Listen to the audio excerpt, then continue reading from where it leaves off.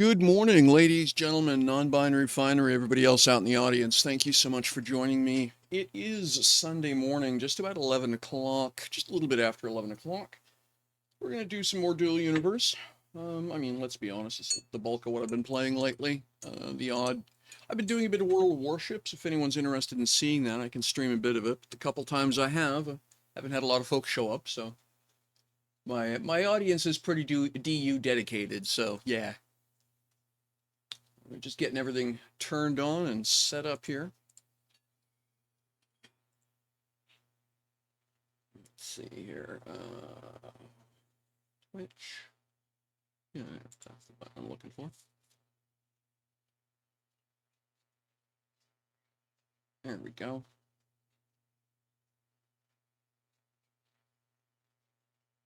Hey, good morning, Dave Plays. Good to see you.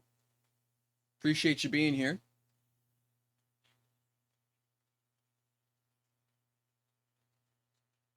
Huh, that's interesting. Why did that move?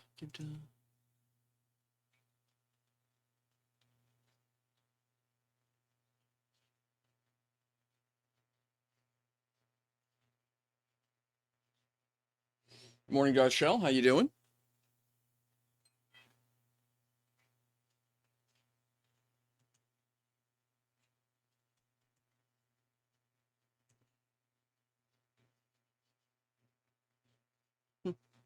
Weird. There we go. All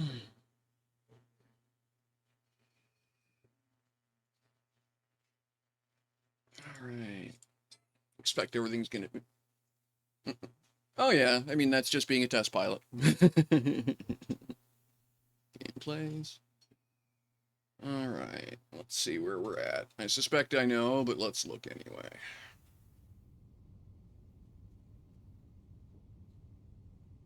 Yep, out of schematics on everything. All right. Well, let's fix that problem first.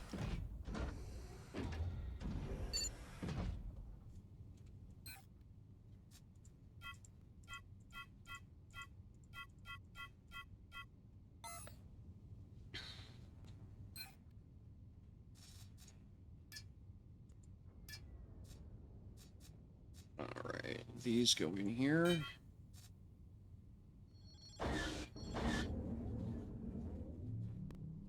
Gulp, gulp, gulp.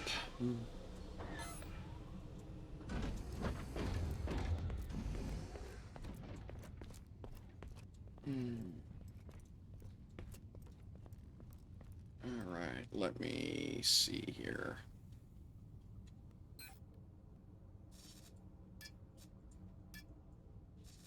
And those go in there.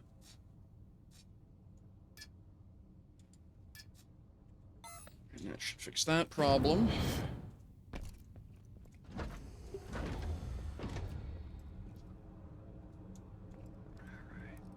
Let this thing get spun up to full power here. That should have fixed that.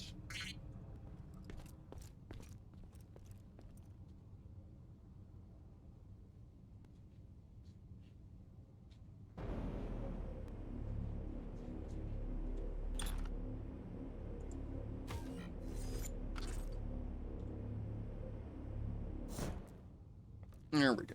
So that's back up and running.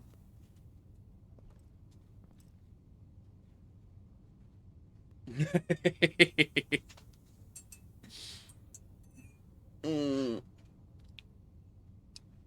Mm. Oh, that's tasty. Morning, Hawk. Good to see you. Thanks for dropping by. All right. Let's get this place back up to full power here.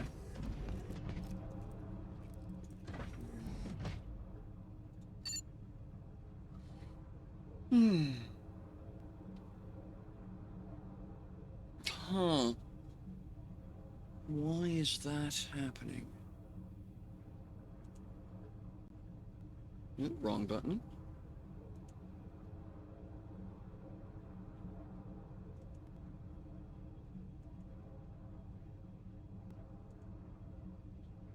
Interesting. Okay. Um, oh, I know what's going on. Yeah, all right, that's fine.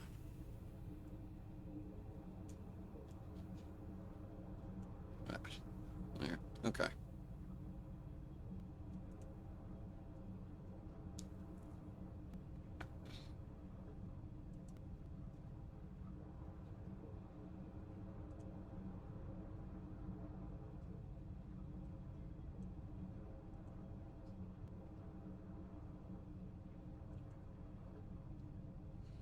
All right. Okay.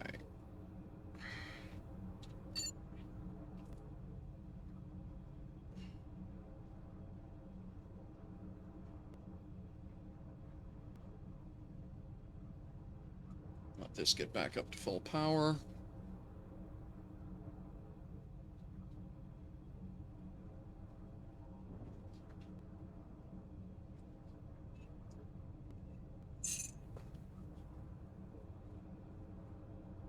Oof. Yeah, I've had that problem before.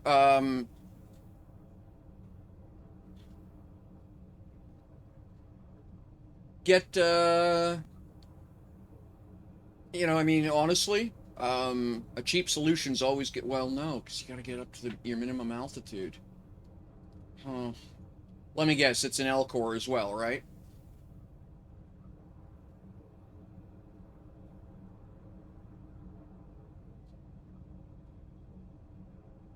Yeah, all right. So you can't even piggyback out.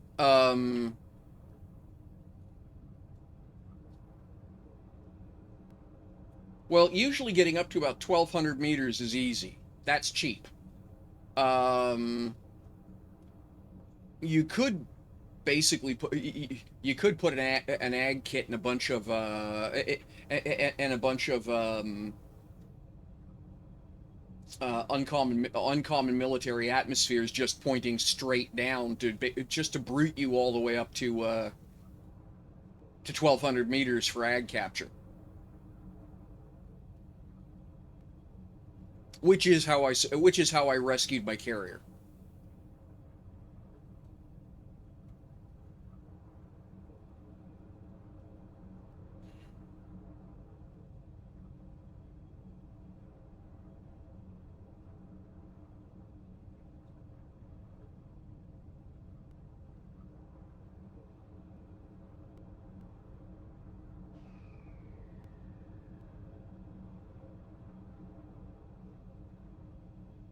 Yep, it is. But if I mean your other option is to take 24 hours, disassemble the thing with a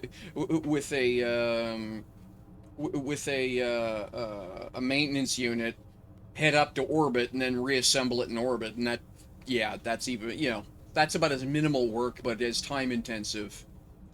Don't have a BP. Well, I mean, you can take a BP where you're at, but or is it DRM'd?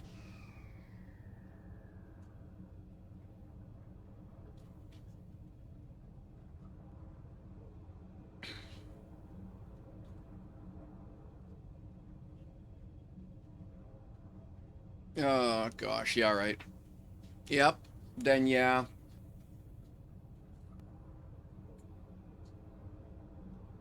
ag and throw is about the only way you can do it then.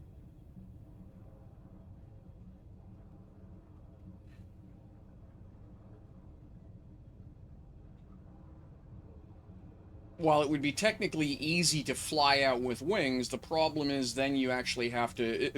Then you've got to. Then you're fighting two vectors for a much longer time. I find it's just easier to add, to throw yourself to 1,200 meters. That's fairly efficient in terms of energy.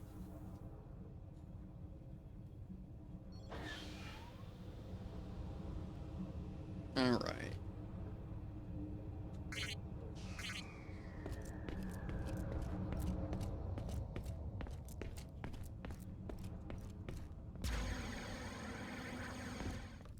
Oops.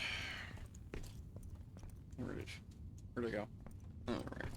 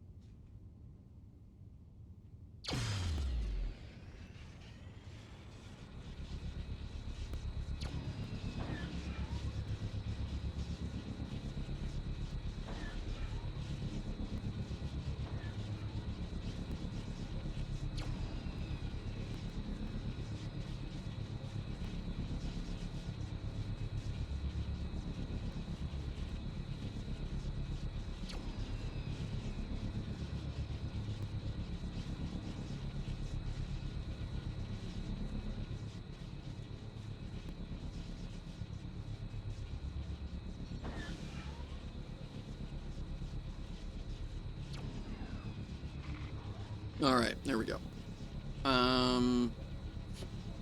Okay.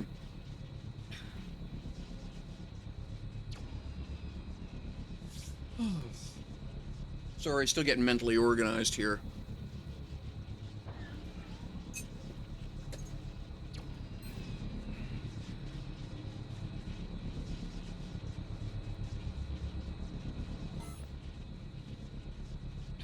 All right, let's do that.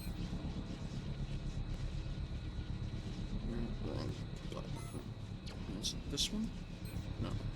I can never remember which button. There we are. There we go. And then recruiting. Yeah, I'm fine with those two. There we go. Ah. Okay. Okay, so I can't, but elements can be part of it, but okay. But I can't actually... That's weird. It actually sent the application, but I'm getting your error message about maximum orgs, so...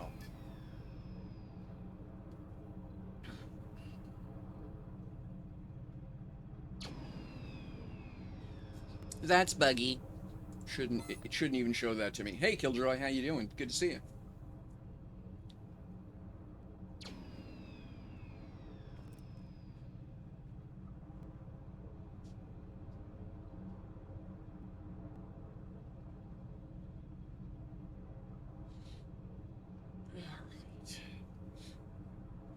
Let's go check the,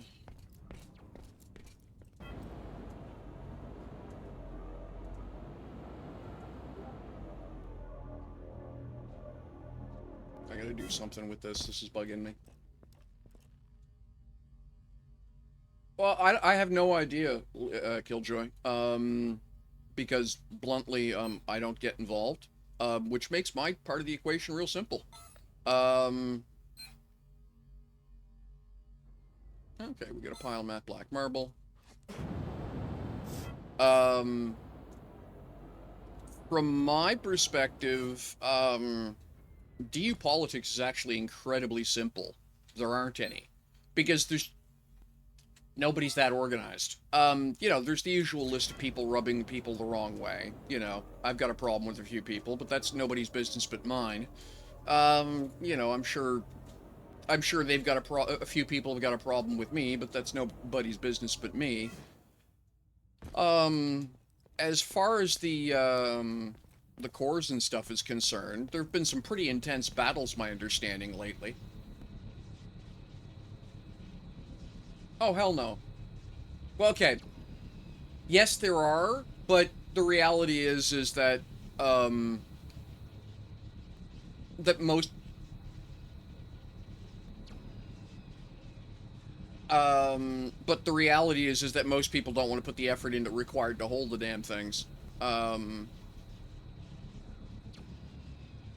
So Legion's departure was largely ceremonial. From a few things I've heard, essentially a similar group of pilots not flying under that flag, are in the process of just conquering all the cores just to provide some stability, because the problem is it takes 24 hours to produce a unit of plasma. Well, it's 24 hours from the point you conquer the core. So if the cores are constantly swapping hands, which is basically what happened for the first week, nothing got produced, which was making it, and then no one knew what to price stuff for. People didn't have the talents, blah blah blah. So as far as I know, as far as I can tell, a group of pilots that look suspiciously like Legion but are not flagged as such are in the process of retaking all the cores to provide some economic stability.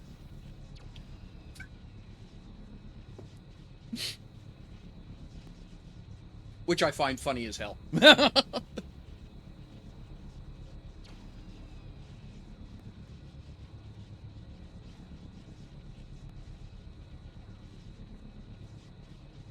Okay, Hawk, but at the point it changes hands,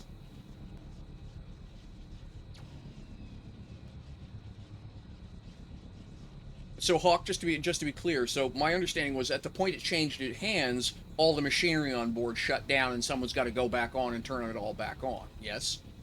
So someone could capture whatever was it. Whatever was in the can would be there to take. But you had to basically restart the process. Yes.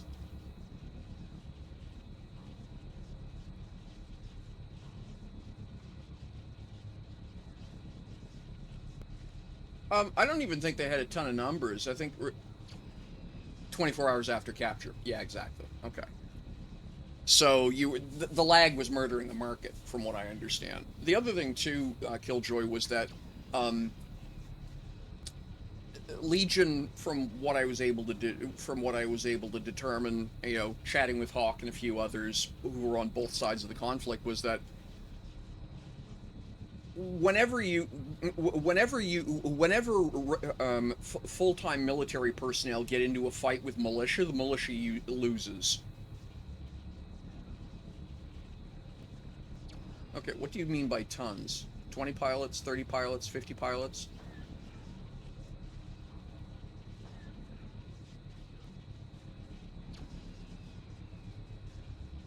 20 to 30. Okay. Yeah, that's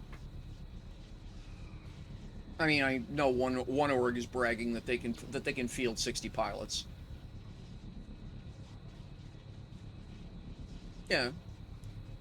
Yeah, it turns out that, and that you see, and that's the thing. The issue there isn't head count, oddly enough. That's head count is the symptom. The actual issue, if you will, is discipline.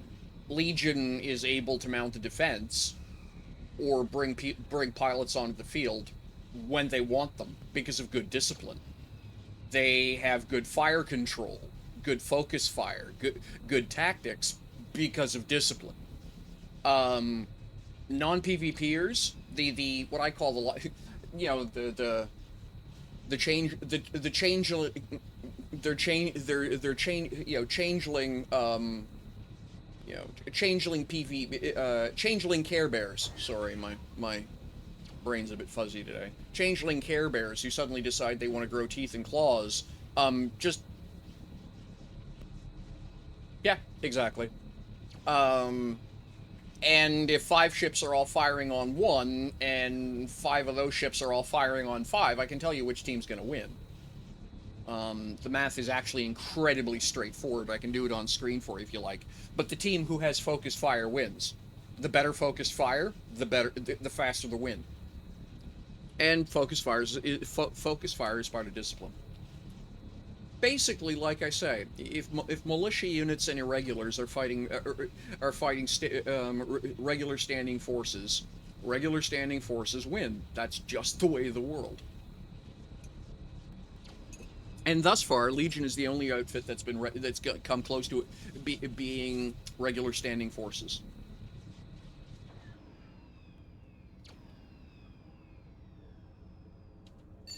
And the only way to get good at that is by losing a lot.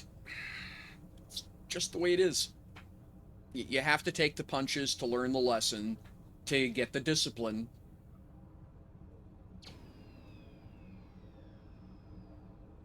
You know. But what do I know? I used to be I just used to be a gang boss in Eve. Well, yeah, and the other thing too is that players like to be on the side of the winning team. So if I'm a brand new PvP player, and I have two choices, I can join Legion, who's winning all the time, or I can join any other organization who keeps losing to Legion. Who do you think I'm going to? So it's not a matter of active players. It's a matter of the player base not wanting a good fight. They want to win. They don't want a good fight. They want to be on the winning team. Some very dirty tactics. Okay, what do you define as dirty tactics?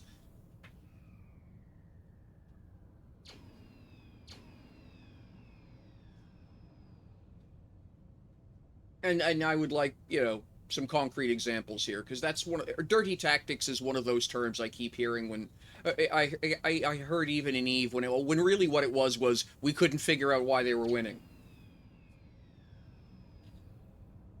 They played dirty. Well, what does that mean?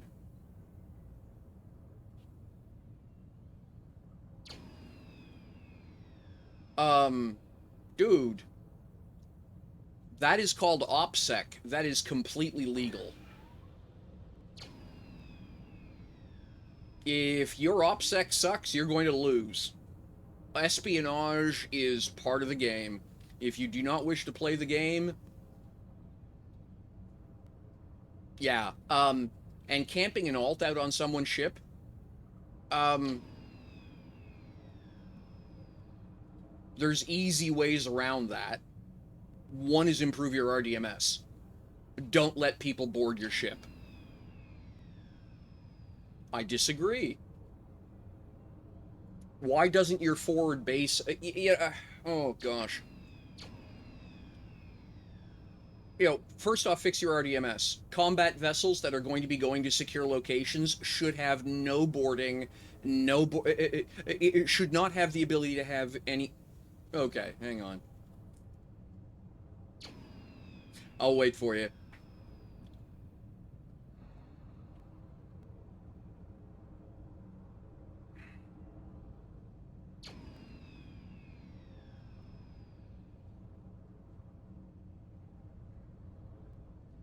All right, 10 seconds on the ads here.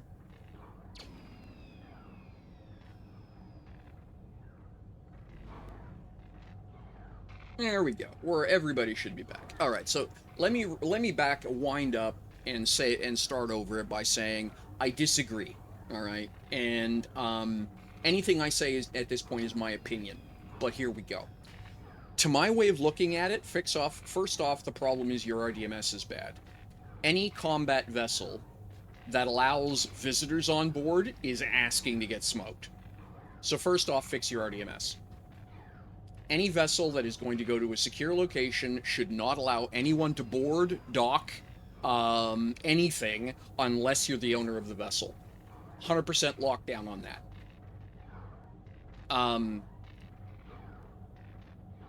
Well, yes, exactly. And your enemy capitalizing on your mistakes is not dirty. OPSEC is everything. If your OPSEC is poor, you will lose to the organization with superior OPSEC.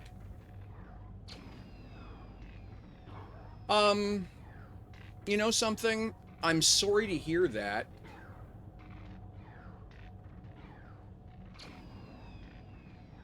And I'm sorry to hear that, Killjoy. But at the end of the game, at the end of the discussion, games that aren't fun should not be played. Well, hang on a second. There's no question about that, Killjoy. But I think you're misunderstanding the problem.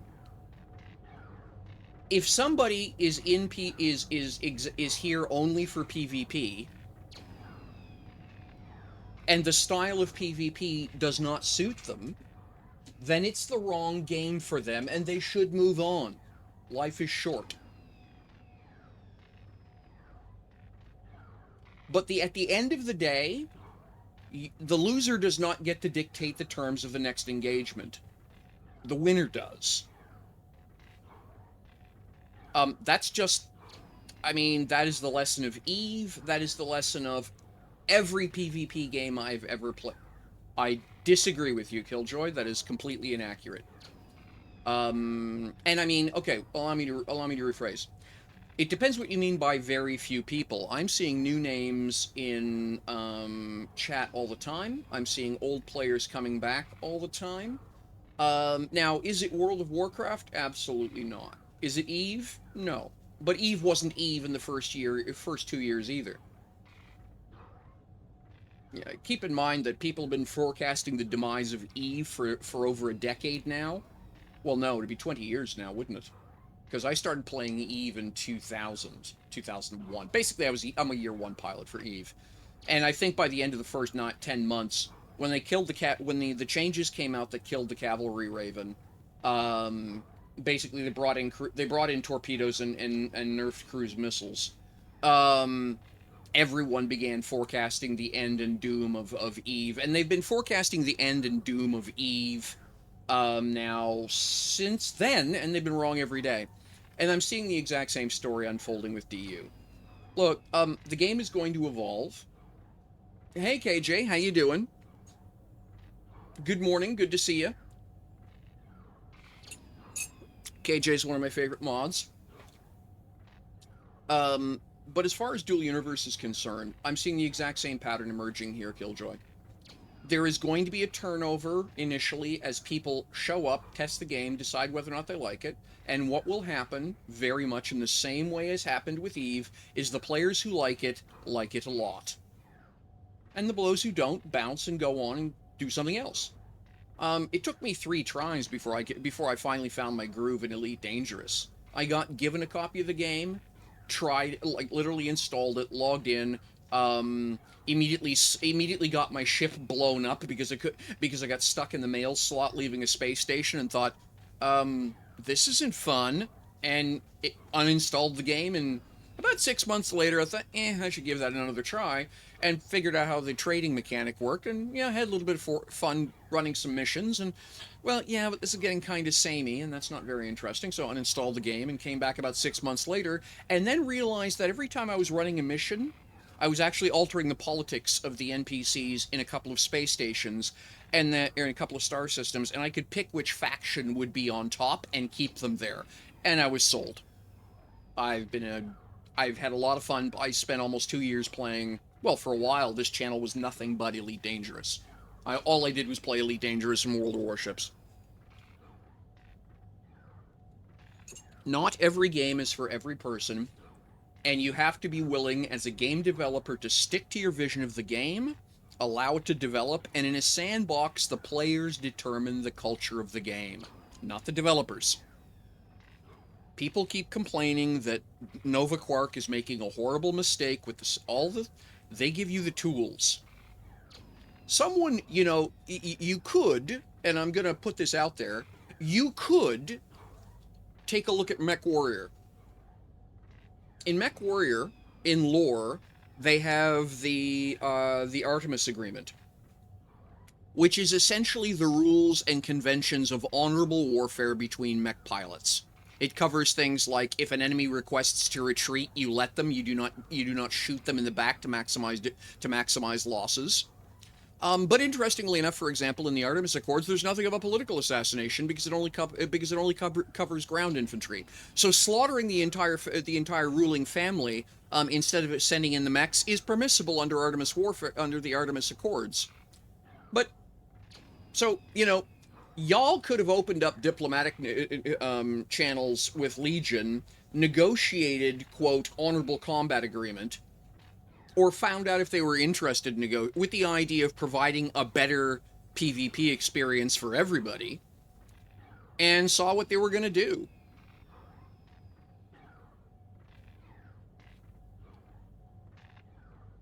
Oh yeah, I know. Legion are the villains. They wouldn't have gone for it. We're going to laugh.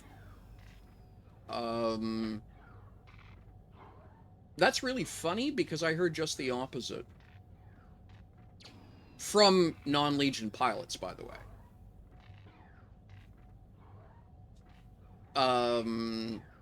I actually know of several non-Legion pilots who bragged about the fact that they'd put a core into lockdown, trigger a defense, and then the attackers wouldn't show up just to exhaust Legion.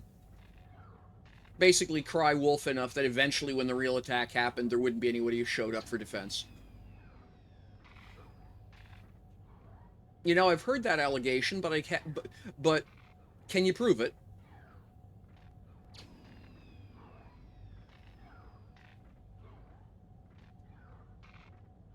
Hey, Brew and Pew, how you doing? All right, Brew, I'm interested in hearing it. And again, yeah, excellent timing, by the way. And Hawk, jump in here, by the way. Again, all I'm asking everybody is this is neutral territory. Keep it. This is the equivalent of having a beer in a pub. Don't do anything that'll get you thrown out by the bouncer. I'm the bouncer. I'm ex-Navy. I'm French-Canadian. I'm pretty hard to offend, but let's keep it clean. Nothing, And allegations are uncool. Proof is cool. Nah, honestly, Hawk, I am actually interested in your perspective from the Legion side, because what I've discovered by having these sort of open these air clearing sessions, for example, when Orbidity was in here and said a lot of the same things, was that generally speaking was that it was people repeating what they'd heard from other people, but no one could actually tell you who it was that had said the original thing.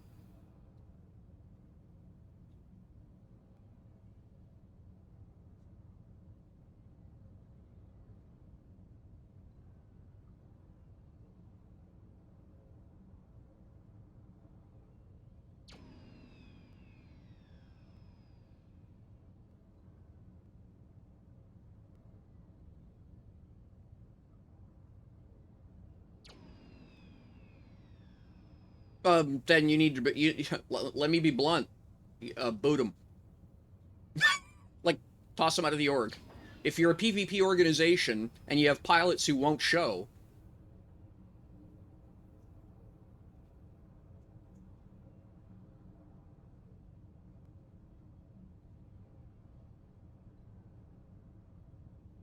no, and I'm by the way, Killjoy, that was part one.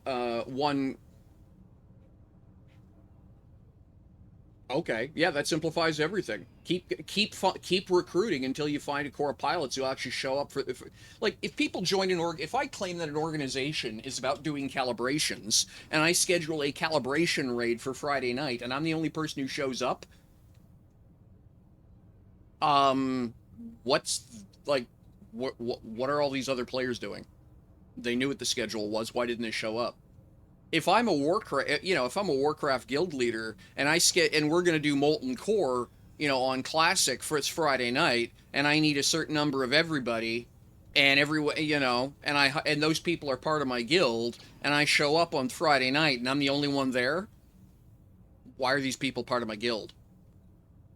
Um, and again, if people don't like the style of PvP that's part of the game, then they should go find a game whose PvP suits their style. There's nothing wrong with that. Nobody has to play this game. And at the end of the day, Legion has its own problem, and I'll explain it to you real straightforward. Let's just go with the idea, Brew and Pew, that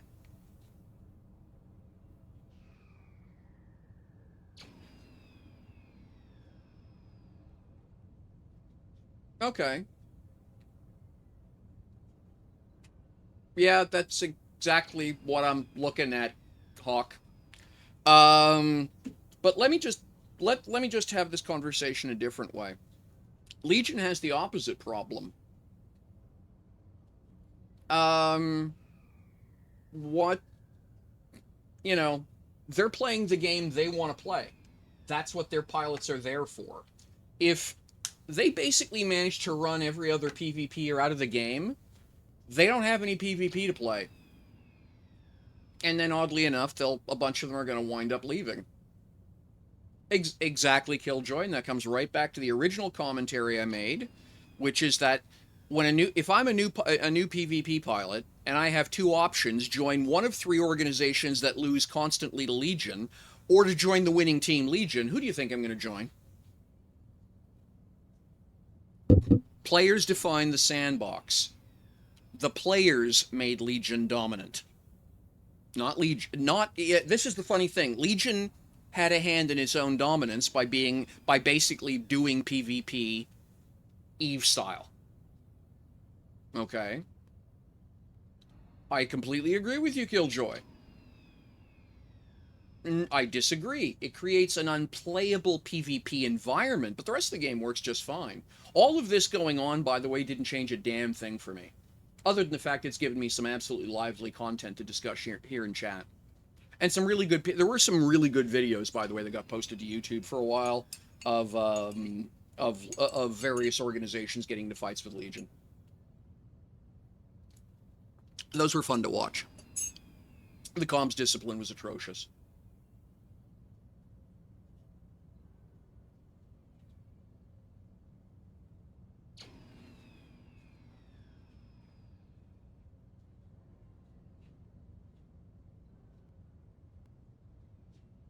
Well, yeah, and again, but I mean, people have been breaking people have been breaking Eve for 20 years. And it's the same, and it's the exact same reason. We'll talk about Eve in this because we've seen this behavior with Eve. The devs say, okay, okay, fine, 50v50 broke this particular, broke the way we do things. We've re-engineered it. 50v50 should be fine now. So what happens? The players show up 75-75. Because 50v50 runs smoothly. So let's pile on some more pilots because we want a tactical advantage. So they break the game again. And now they're up to the point with tie-dye and everything else in Eve that battles rage over weekends and can involve 1,000 pilots aside. They still break the server, by the way. I mean, one of the first Titans lost in Eve, the pilot claimed it was because of a server problem. Was the reason he got caught. He got caught he got caught and tackled because of a server problem. And I mean, if you know, I have a great book, by the way, The Great Wars of Eve. It's a fantastic. It's the story of the original Goon Swarm Band of Brothers war. With where Goon Swarm teamed with the Russians. I can't remember the name. It wasn't CVA. Can't remember who it was. But anyway.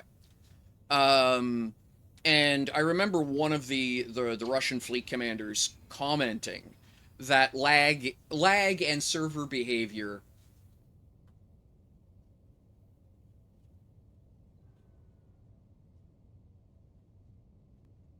Okay, so stop using the phrase cabbage, please, Brew. Okay, those are other people, those are other players. Keep it respectful, I said. Okay? But the comment that was made by one of the Russian fleet commanders in the book, and it's a fascinating read, by the way. I strongly recommend anybody who's interested in gaming lore and this kind of thing, actually take the time to read it. Excellent piece of work. It reads as a combination of a military history, a very serious military history, as well as all kinds of weird factoids, like the greatest fleet commander in Eve is a Dutch air conditioning repair guy, and they. Oh, okay. Sorry, okay, no problem, Brew. I had no idea that was a thing. I thought you were. That was dis. Okay, if they call their own ships Cabbage 1 through 100 or whatever, then that's their problem. Cool, legit. Thank you. Appreciate the clarification. But the Russian FC made the comment that anybody who doesn't account for server behavior is kind of like invading Russia and not accounting for the weather. I mean, okay, lag is as much a force on the battlefield as weather is. If you cannot field an all-weather military, do not get, you know, Greasy naming his ship the Cabbage Patch. Okay, that's shit like that's funny. Fair enough. Okay, no, that's legit. That's cool. You're good. You're good, Brew. Thank you.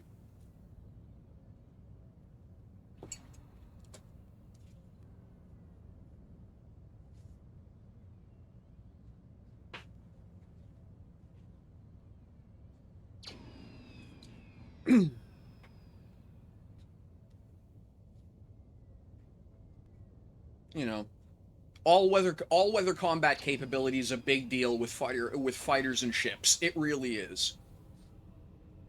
And you just have to accept the fact that, in Eve and here in Dual Universe, lag is weather. That is your battlefield weather. It's the thing that's going to kick both sides in the teeth, but unequally. And you have to have it as part of your battle plan.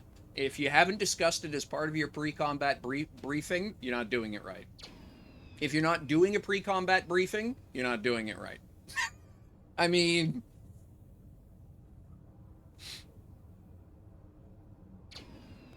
you know.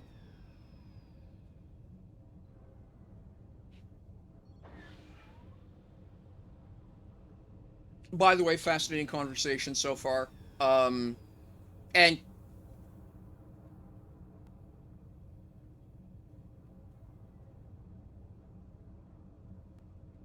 And that's totally fine, Killjoy. You know something? And I don't have a problem with that. And this is going to sound incredibly weird, but based on my experience working as part of a community street team for another semi MMO, it was flight sim MMO, basically attack on product for X Plane 11 and flight simulator that basically added an entire economic system. So you ran your own airline, right? Um, but I was when I was doing a lot of X-plane, I was using that extensively. Did a lot of flying, um, and one of the things we learned very quickly was one of the worst things that the company in question learned was very quickly was that players who don't fit the game but keep hanging around turn into problem players. Radars barely work.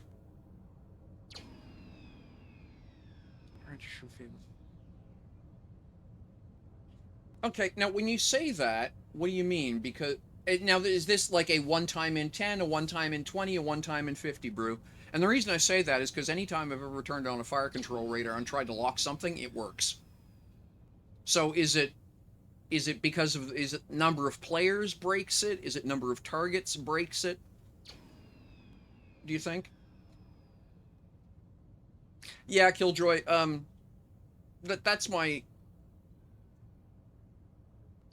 okay. So it's a combination of targets and players, eh?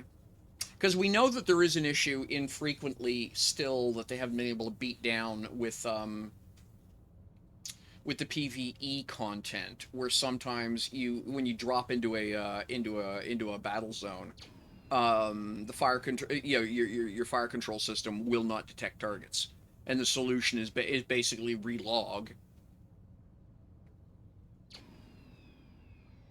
Ah, it's the radar scripts. Okay, okay, okay.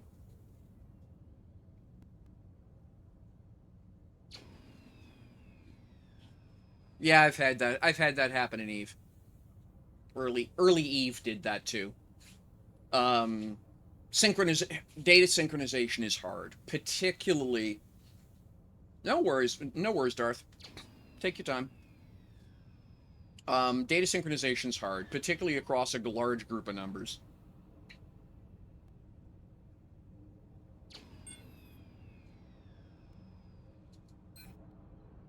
Oh, fantastic. Okay. I mean, I know you're a conscientious enough player to have opened tickets about this stuff, Brew. So, hmm.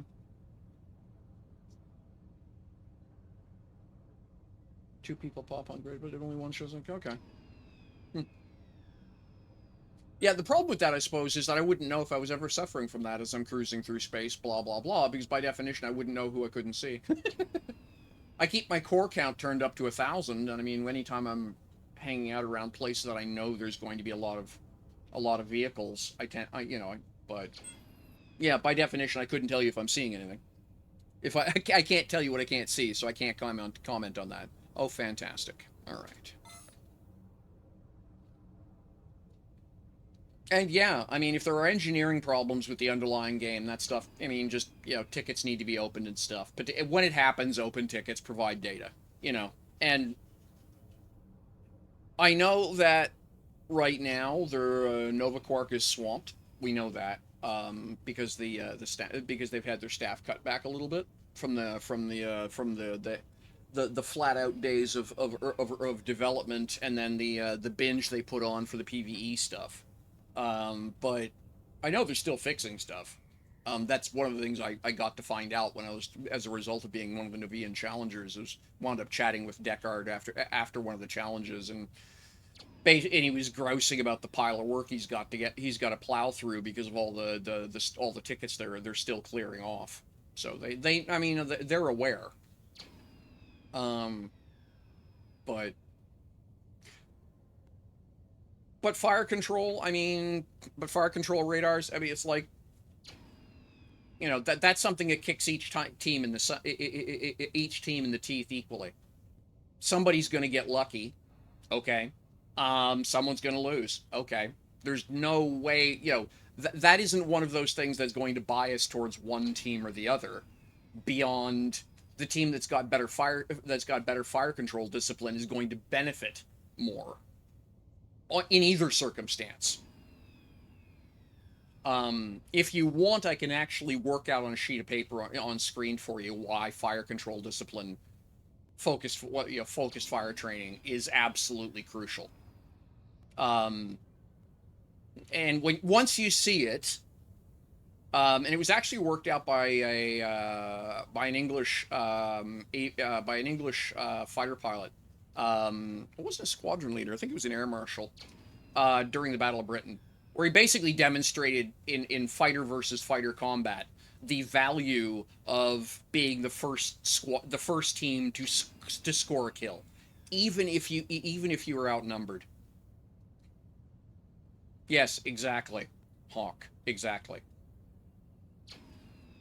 But most people don't understand how fast it creates a cliff. In World of Warships, statistically, the team who scores the first 2 kills wins, and Wargaming considers two sides of 15 players, right? That's the battlefield usually. A 14-2 victory, where one side destroys 14 other ships, and the other team only destroys 2, statistically normal because of the phenomena. The first team to destroy 2 ships on the enemy team, they're going to win, and more than half the time, they're going to defeat the enemy by an absolute slaughter at 14-2. That's the effect. I'm not on Mattis, and because I don't know exactly what you're talking about for that gift, I don't know what I can, if I'm ready. I'm on the station right now, just hanging out and chatting.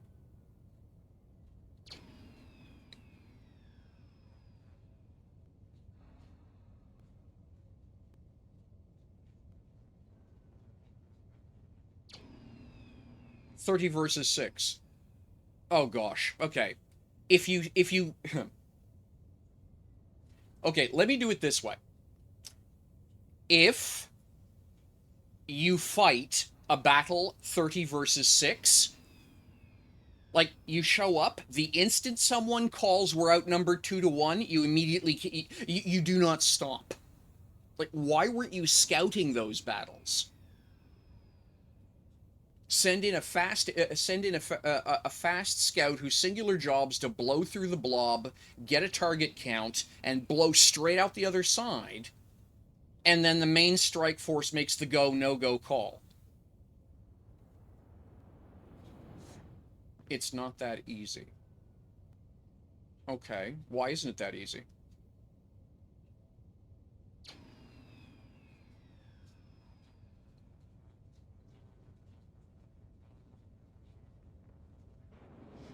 The core would be empty until battle time. Okay. Alright, so you drop in with 6, they drop in with 30, and you get obliterated. Yeah, okay. Nothing you can do about that, except, again, I mean, wow. Yeah, please see Battle of Midway. Admiral Nagumo hit his entire goddamn fleet in a hurricane. If it hadn't been for American counterintelligence operations, Midway would have been wiped off the map.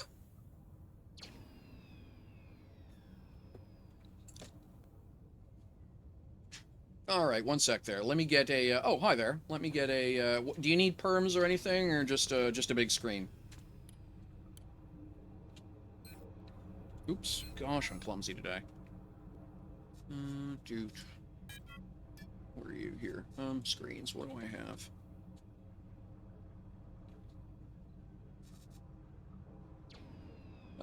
Yeah, I got a large. We got a large here. We can work with that. Okay, yep. One sec. Build mode.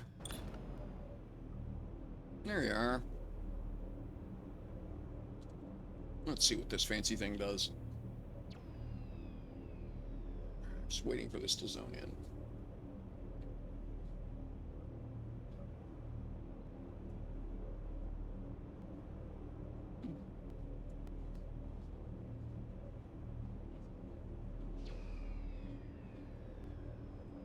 Yeah, and when we're discussing honorable combat, it was quoted to me by a U.S. fighter pilot who I had the opportunity to hang out with back in 1992 on the 1st of July, in where were we at that time? Yeah, we were in the Islamic holy city of Jeddah. We were invited there by the princes. Anyway, wound up chatting with a Tomcat pilot, which was very fascinating. Met some CBs, met a couple of other folks. Really interesting gang to talk to. But the very frank discussion, because of course the original Top Gun movie had just come out. Um, and Here we go. The original Top Gun movie had been out for about a year at that point in time, and so of course that was a thing. Yeah, I'm working on it, Darth. Give me a chance here. Give me a chance. Set element rights. Um,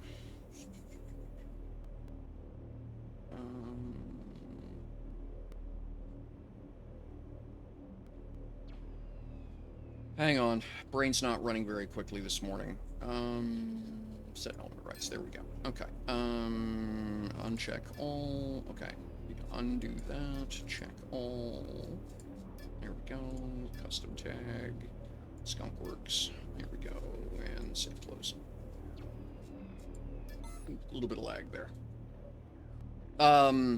But, said F-14 pilot commented to me that, the preferred method of, in a dogfight, his preferred strategy was to wait till the enemy was out of ammunition and out of fuel and shoot him in the back.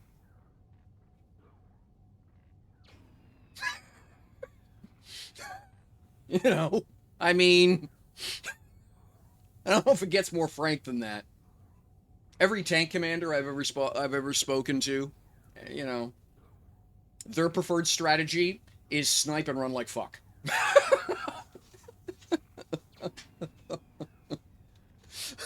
None of this fair fight shit. Don't drive through a big open field. Park in a burned out building and wait for some idiot to drive in front of your gun sight. Like,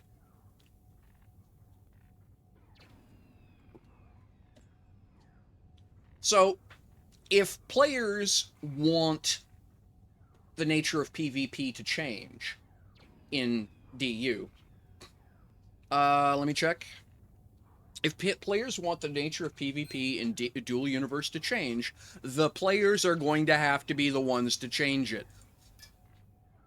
It's just the way it is. And if one side refuses to change their behavior, then those are the rules of engagement.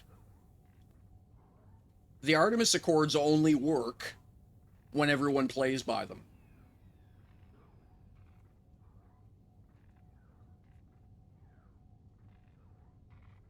Now, at some point, Legion, I mean, we know Legion famously claimed to have left the game.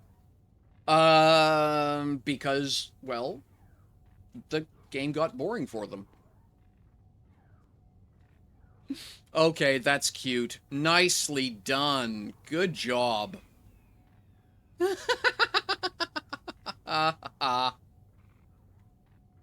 Fantastic work. Oh, I like that. Oh, that's fun. Okay. New favorite thing.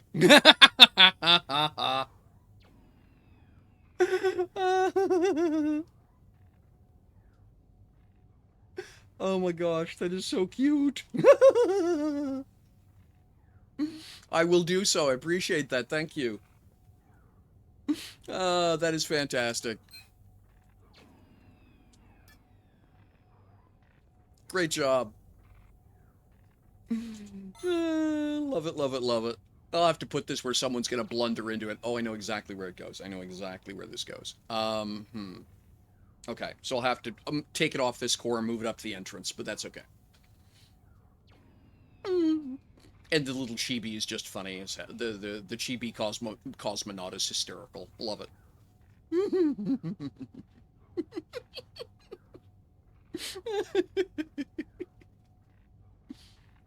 Good job. I know where I'm putting that. I know exactly where that goes. In fact, I'm going to take it there now. You can adjust the size of the bulb. Okay, I'll probably do that so it's a little bit more obvious for folks, but yeah. All right, so build mode here. Hang on. All right, let's turn my backpack. Okay, there we go. And then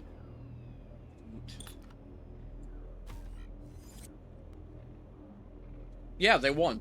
That's how war works. And then they got bored and they left. Well, you know something. Actually, I think that you know Hawk may disagree with me, but I think they ultimately lost. Um, because they ran. Because it. Let's you know.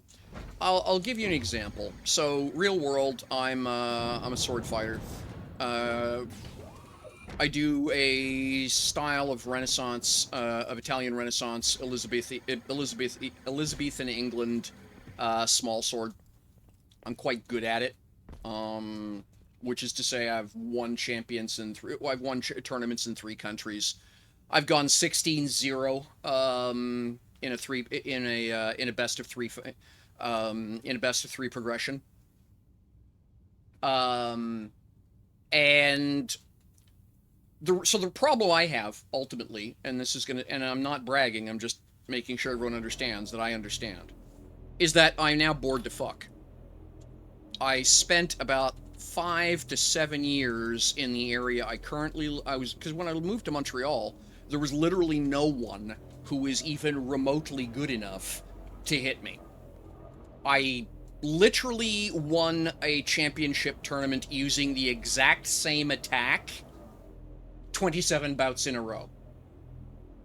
I literally did the same thing over and over and over again. I telegraphed it and I still won for a regional level tournament in that area. Then I spent so then I realized that as long as I kept doing that, guess what the outcome was going to be? That's boring as fuck. So I proceeded to spend the next 5 years teaching everyone what that particular attack looked like and how to defeat it so that I would be forced to actually do something. And I got smoked the first time I tried to use that one in a tournament after that. And I proceeded to raise a batch of students in that area, and then here again in Eastern Atlantic Canada. That bluntly, for a while, I just stopped showing up at tournaments until I was sure I could lose again. And now I've got students who are just straight up better than I am. That is success. That's me winning. Legion has not learned that lesson yet. Legion won, and by winning, put themselves into the circumstance of having no one to play with anymore.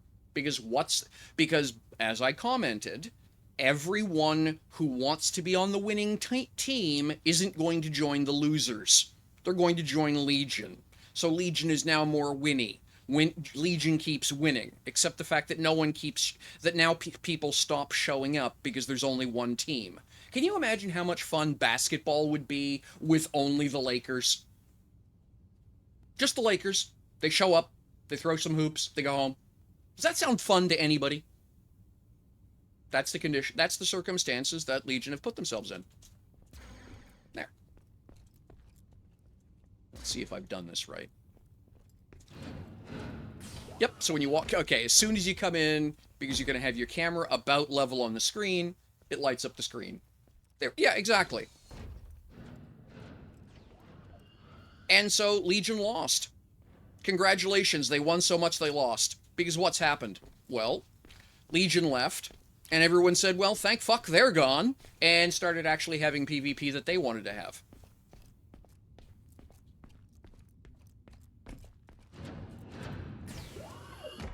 Like, literally, it took a year.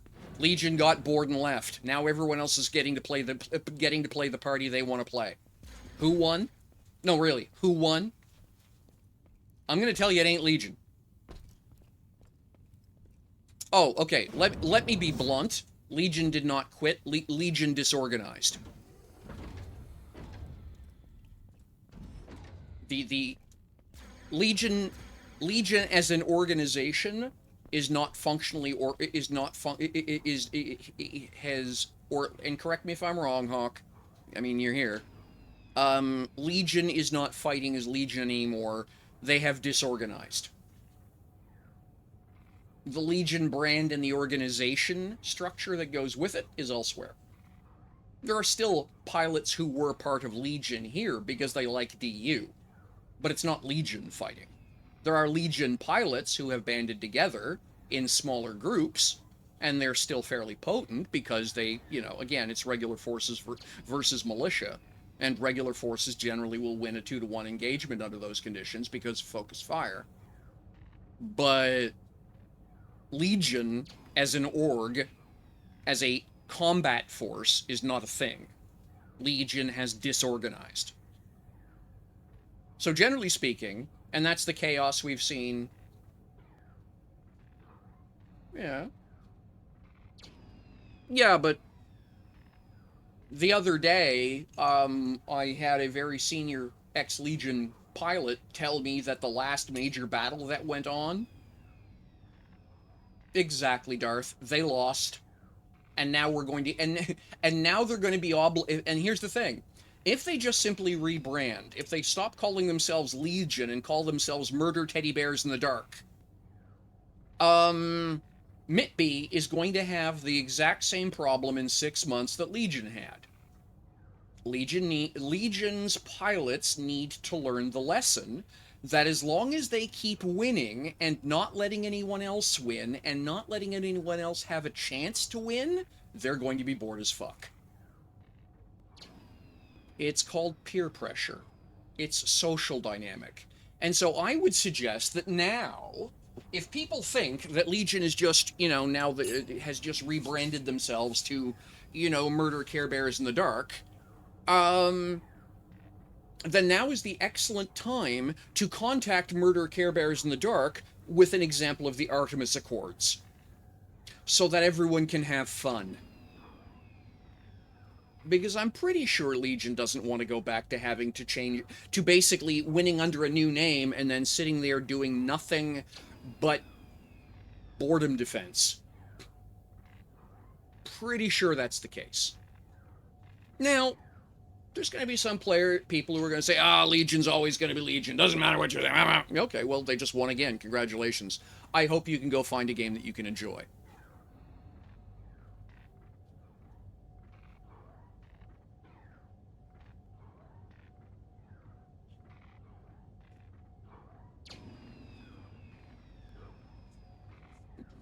Murder Kittens in the Dark. Absolutely. Murder Kittens in the Dark.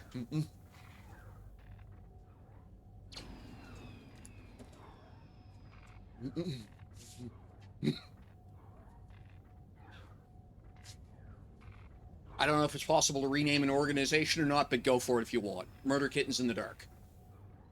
And that should probably be TM.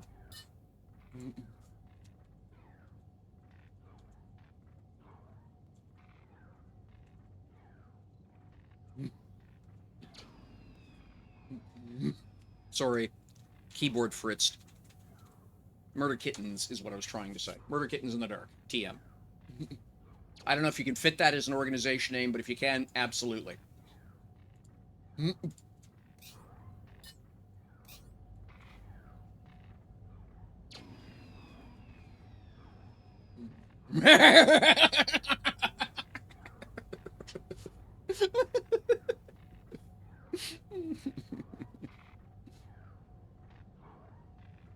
Hey, God of War.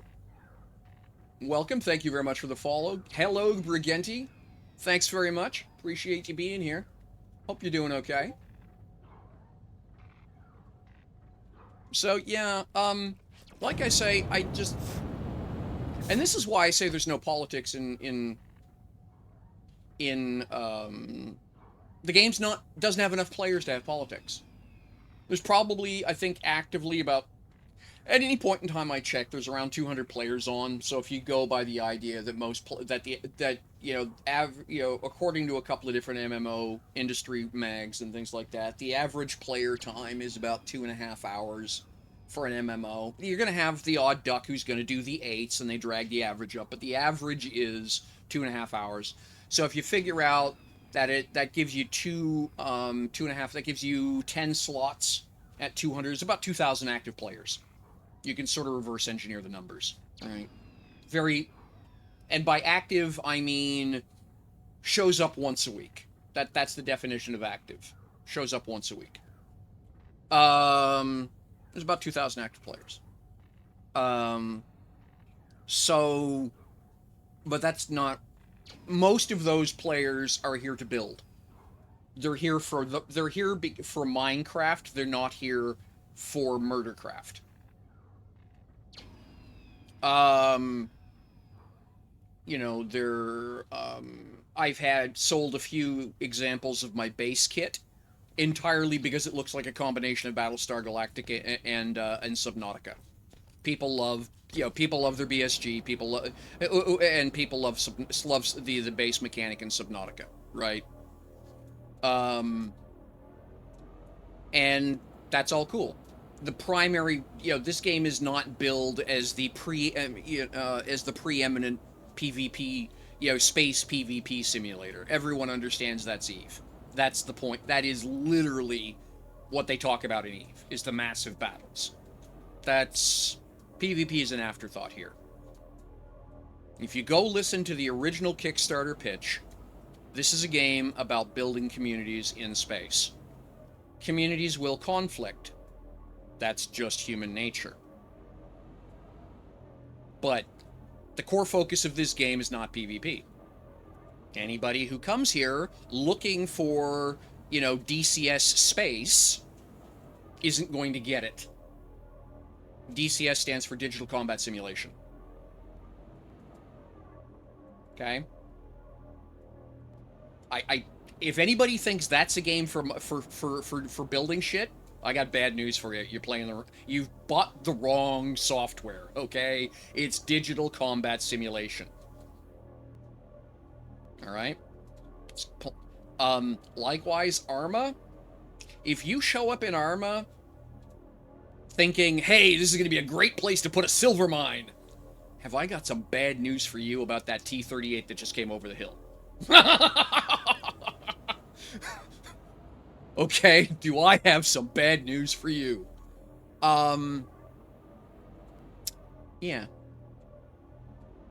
This game is about building communities in space. That's it.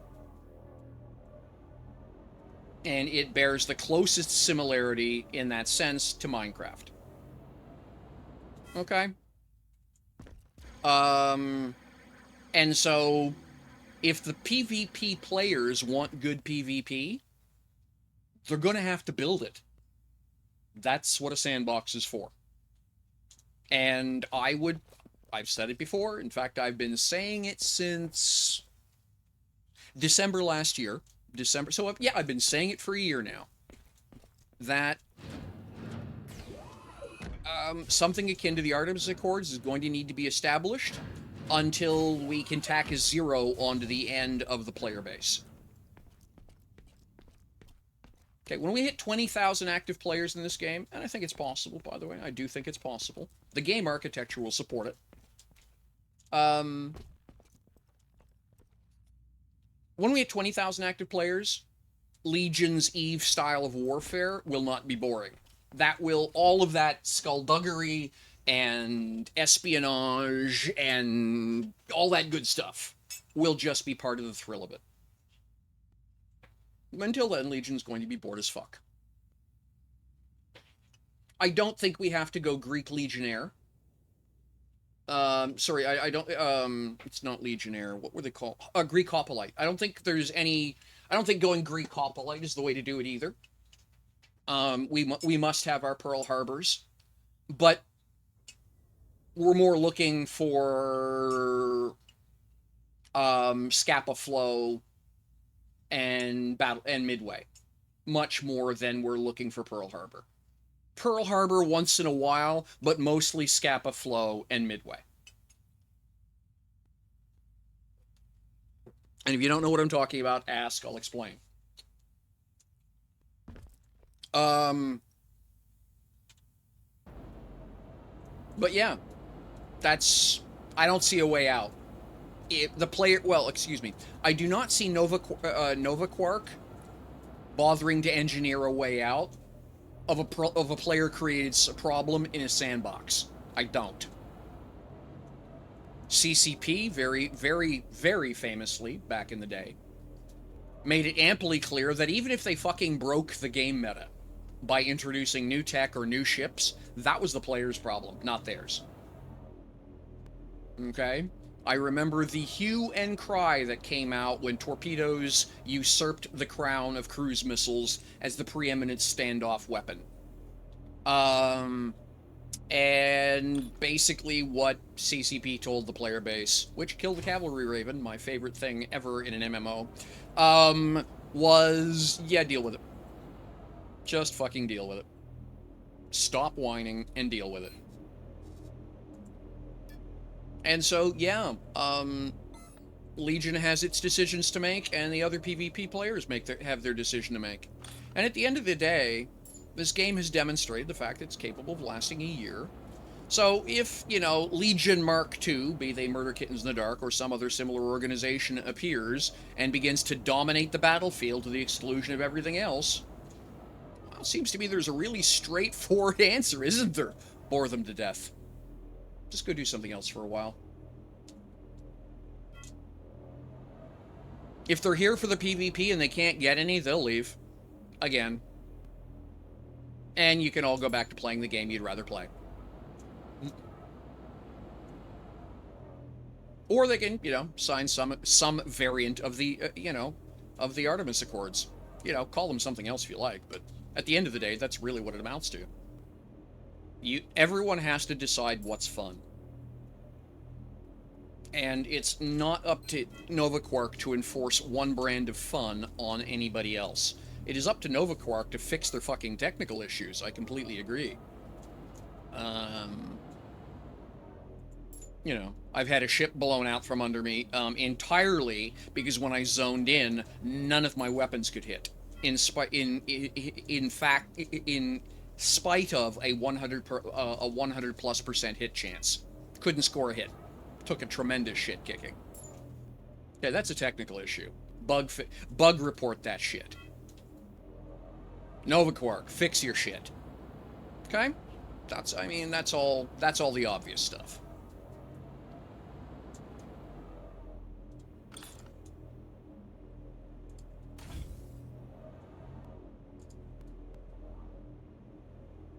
Alright, what the fuck am I doing here? Right. No. Oh, god damn it. These only open that way. Okay. So how am I gonna do this?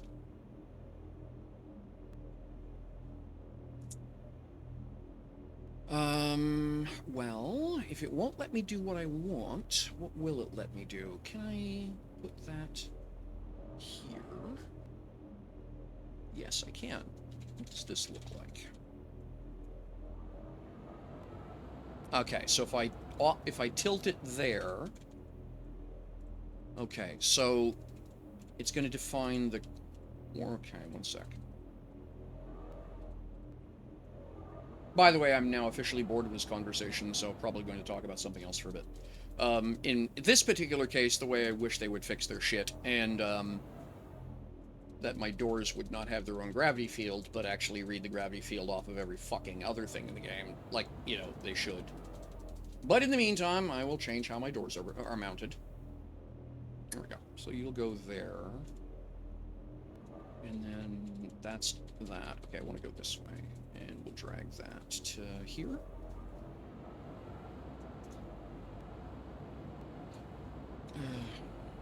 It was such a pain in the ass to get those doors to line up where I wanted them to. And then the other thing I need to do with this is, yeah, I'm going to sink that half, actually, like that. Not quite so much of a lip. That's okay. Let's go right like that. And then I need to go all the way over to the boundary here. No, like that. No, that one. Yeah, okay, that is it. Alright, so that goes there. Yeah.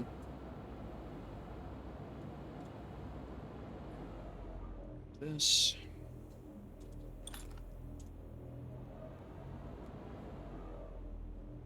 Can I get this to tee off the... Yeah, I can't. Oh, fuck. Excuse me. Okay, there we go. Alright, now scoot this down. There we go. Like I say, I've been having this conversation on and off in this channel since December last year. The answers are still the same. The problems are still the same. The players are still the same. And while apparently players are leaving in droves and the game is doomed, they're, you know, they hosted a hell of a birthday party, and they just did the Nuvian challenge, where they were literally stealing their own internal resources to be able to, so that we could all have some fun stuff to watch. All right, now let's just do this.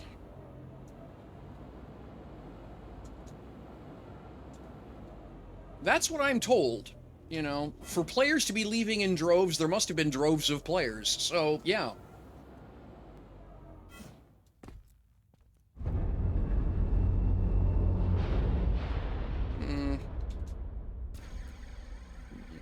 Alright, let me get...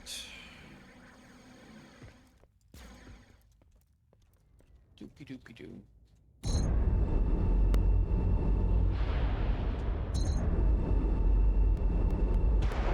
Yeah, I could live with that. It's not ideal, but I can live with that. Alright, now, can I fly through it?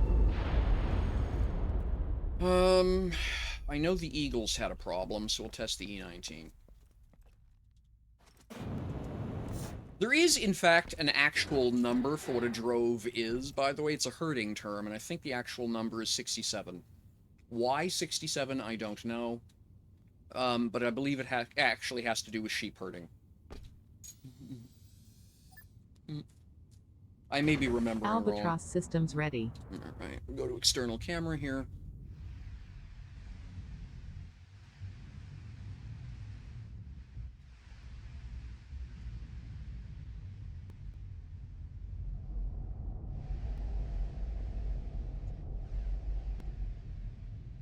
Alright, a little bit of up, stop. A little bit of right.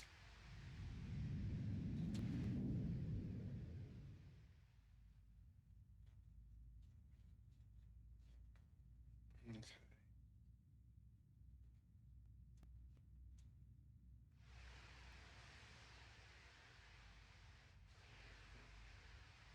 Test number 1. Do I get booted around when I go through this?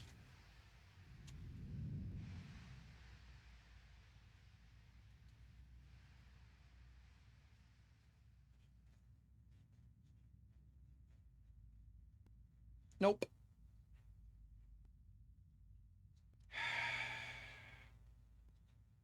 Little itty-bitty bit of deflection, but not hardly noticeable. Not compared to the way the other doors are mounted.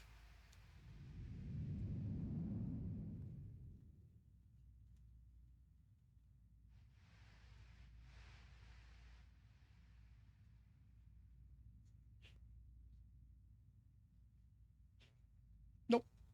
Absolutely smooth as silk. Alright, so that's what I'll wind up having to do with all of them, I guess. And that is going to raise the roof in here substantially. That's not necessarily a bad thing. I was wasting an awful lot of vertical volume on these cores with this build. So, fine.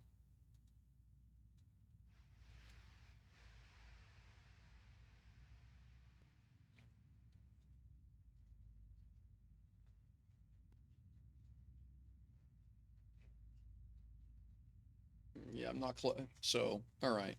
So the eagle is small enough that if I'm dead in the middle, the effects cancel each other out. But if I'm down near the bottom, it actually throws the ship around pretty noticeable.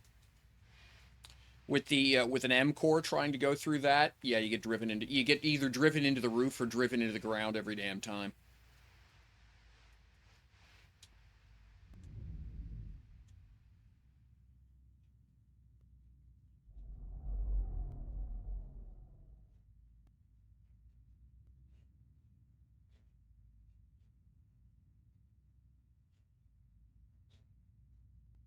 Hmm. Or did they fix it?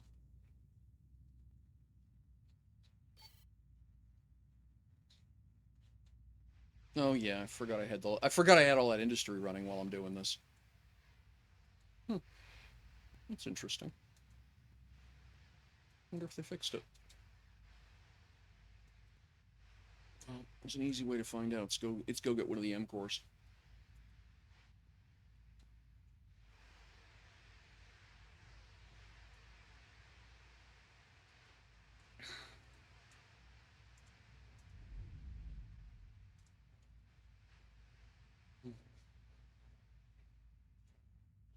Mind your ears.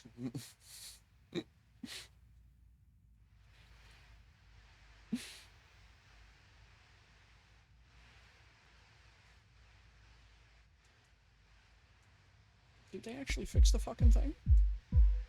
Commander, you've rained on my glorious parade. For this, I'm sending everything I've got at you. But I won't let you have the satisfaction of catching me. I'm escaping. One place that hasn't been corrupted by capitalism. Space!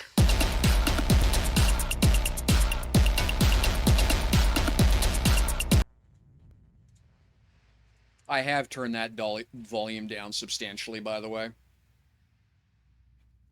Hopefully that's a little bit easier on everybody's ears.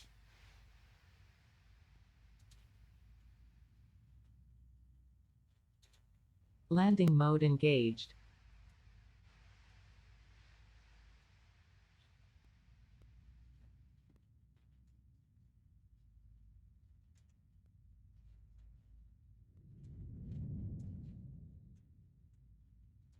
This is hard to do from the outside, actually. A little more roll the other way.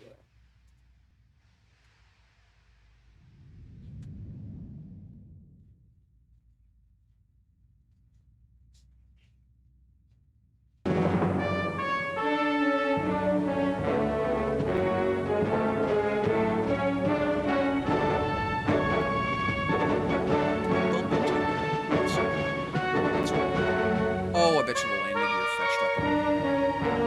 Landing gear fetched up on me. The lip there.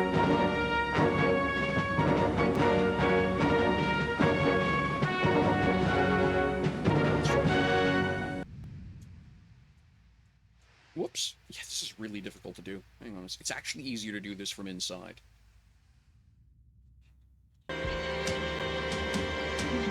This is ground control to Major Tom.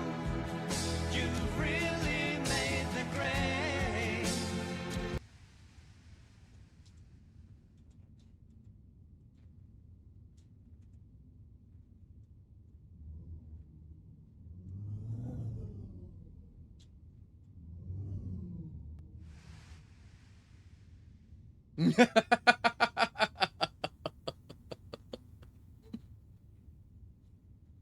Everybody get up, it's time to slam now. We got the real jam going down. Welcome to the Space Jam.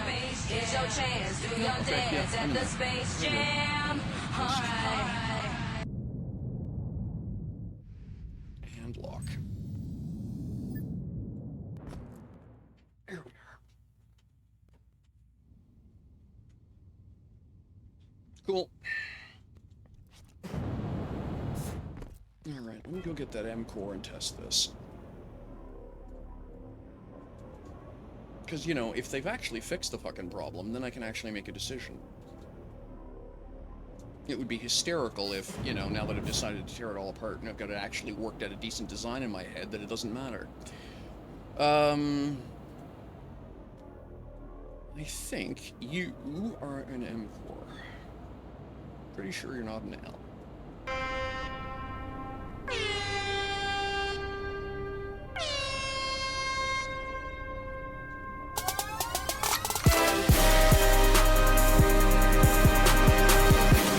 Damn, son, where'd you find this?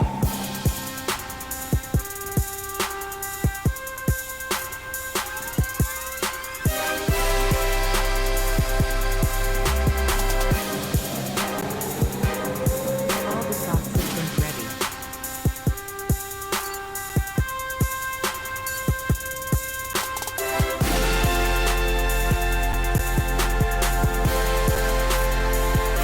This thing is an easy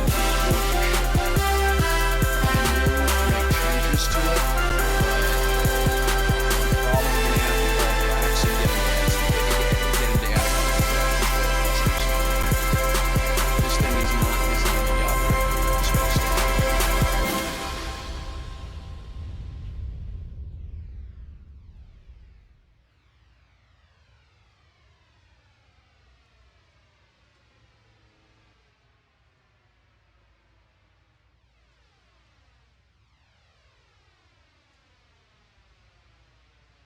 Oh, I was just commenting, Hawk, that and thank you. It's good to. I'll have to remember that. That this thing is a gorgeous piece of design, beautiful interior, really good performance. But the one thing it is not good at is maneuvering around a space station. This thing is dependent on basically having you know, an L core worth of empty ground to land on. It really doesn't know what to do with space stations. It has no ability to do lateral maneuvering.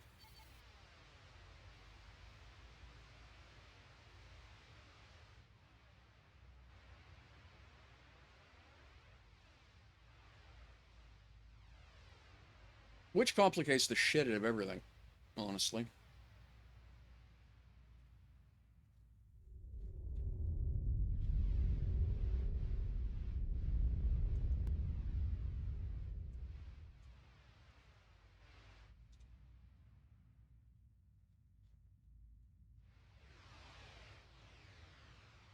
And the lack of forward windows is another thing, but I understand why that is. That's fine. But yeah, there's no fine maneuver engines on this thing. It only goes forward and in circles.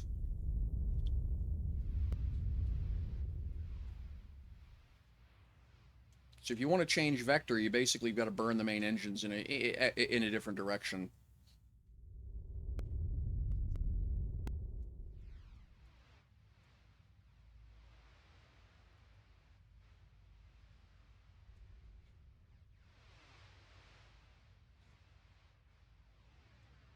Okay, I actually need the other camera view.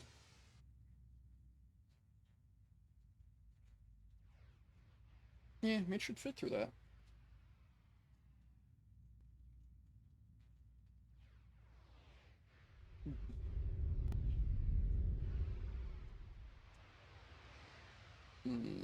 Nope, it doesn't. Okay. What am I snagged up on? Okay, it's the shoulders. So the way a hitbox is calculated, or the collision box is calculated, by the way, is the maximum axes. So even though technically the nose of this thing should fit through that gap, because those little that point right there won't, the whole ship doesn't. It doesn't even let you try.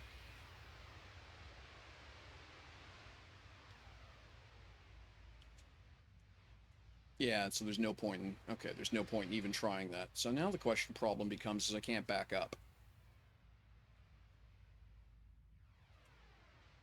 Let me get the nose pulled back.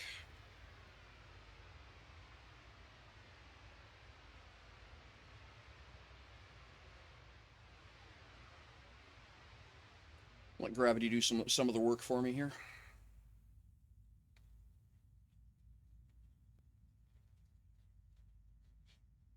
Okay, so that one's a titch too wide. That's good to know. But this thing is basically a full M-core width. So that's interesting. I thought a full M-Core would go through those gates. That's good to know.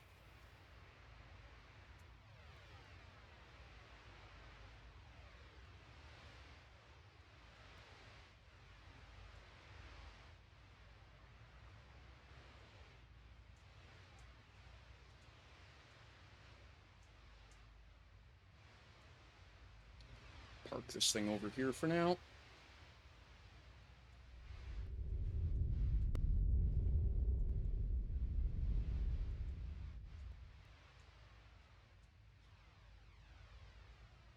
Yeah, I really do miss the maneuvering rockets. So I'll have to get a hold of Drax, find out if he can mod the thing for me. It's DRM'd, so. And I don't want to screw up the voxel work. Just leave this here.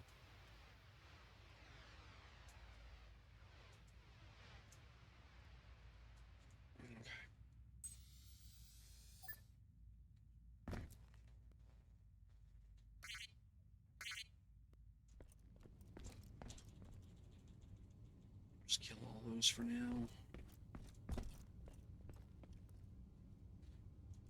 Just a beautiful interior. Really good work.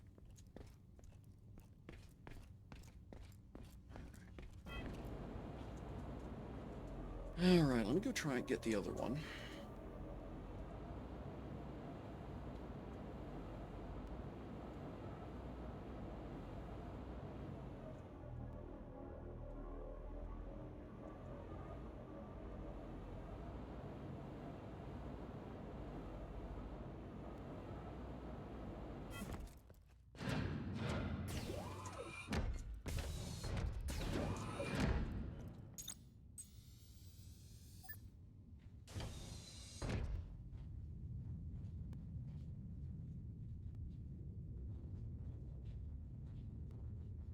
Briganti says you fly a massive L-core space only hull like that, engines only in the back, getting used to station landing. Yeah, okay.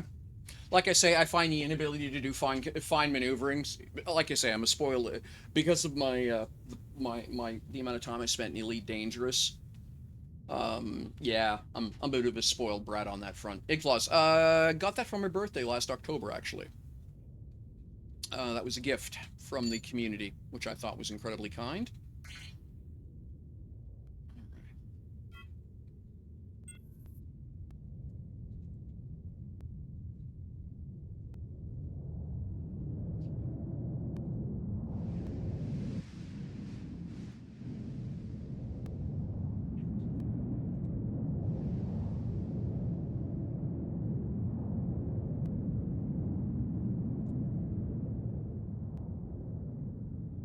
So yeah, I build all my ships with a full.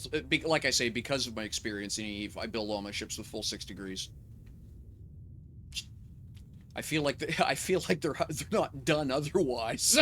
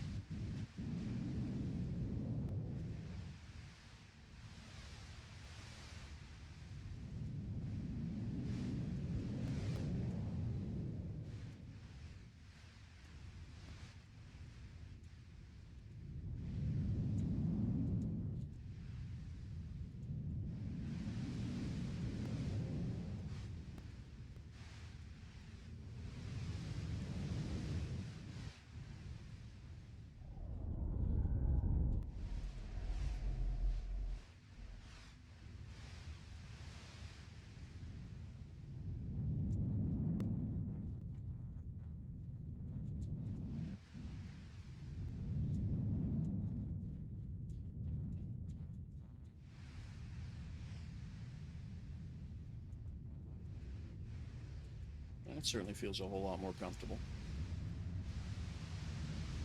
Okay, now let me switch to external camera. Okay, it's just my alignment's bad. I'm way further over right than I thought I'd be. Oh yeah, and this HUD. This HUD and its obsession with distance keeping. Okay, the landing number has reset itself to 39. Okay. That's a problem with this HUD. That's not a problem with the gate.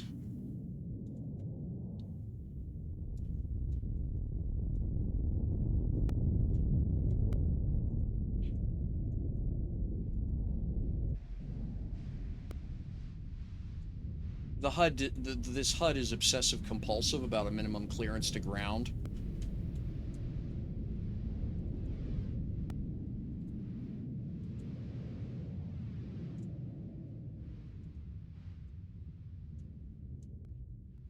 Hang on. Okay, one sec. I need to turn that off. That's going to drive me batty.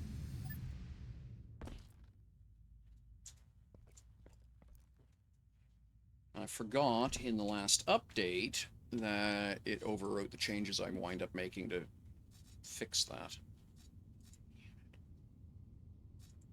Where is it?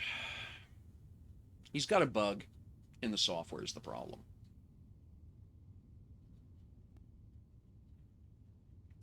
Yes. First off, immediately send a bug report to Nova Quark. Step number 2, add more fuel. Seriously, fill the tank up to about 10% and you'll be able to drain it again.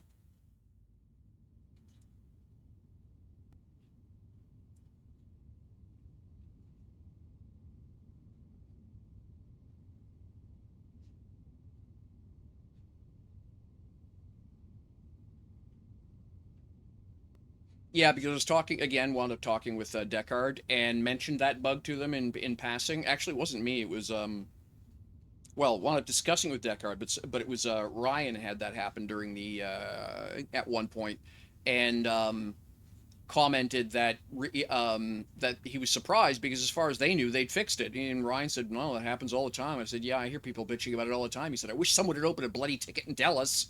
So yeah. Well, bloody ticket's my take on it. What he said was a little bit more French. But yeah, they thought they had that one fixed. So this means they have to basically go back to the data collection stage, try and figure out what's common with this set of tanks, and figure them. Right. Putting nav coordinates.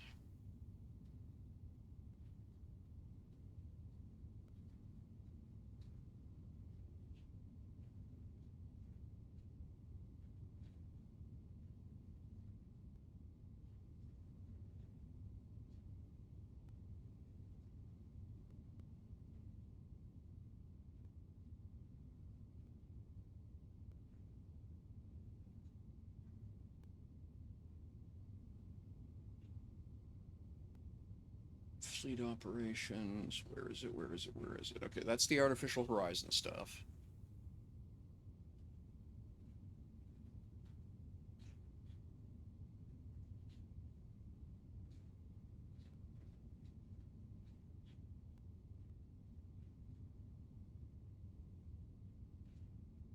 That's the orbital speeds. Distance to waypoints.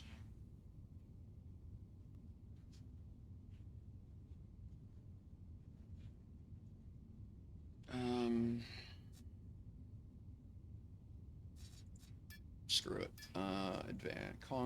Advanced copy to clipboard. One sec.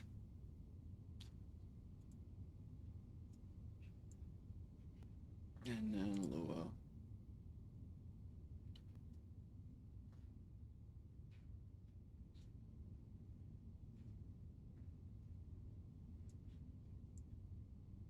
And then editor. And then paste. And then load.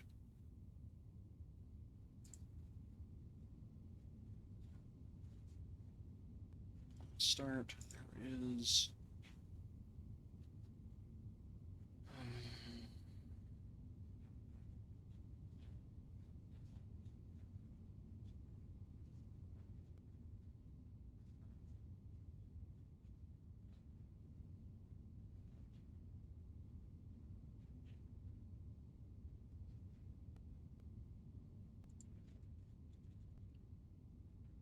Okay.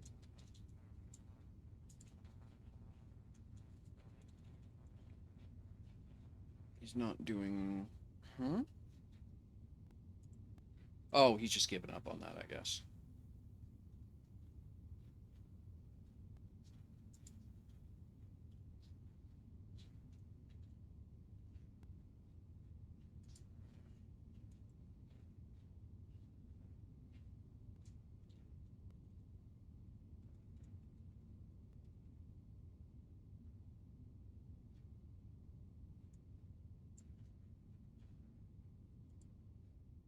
There we go.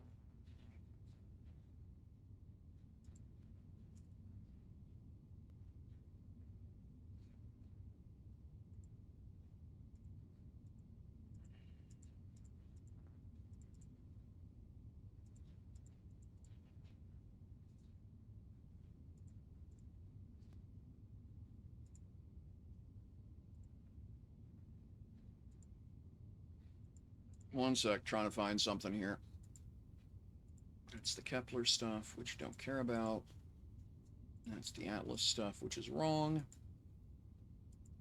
That's the orbital stuff.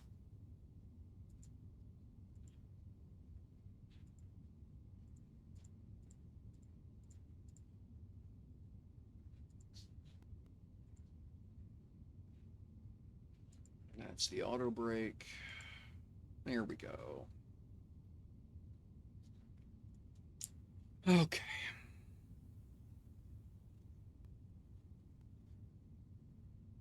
Yep, there it is right there.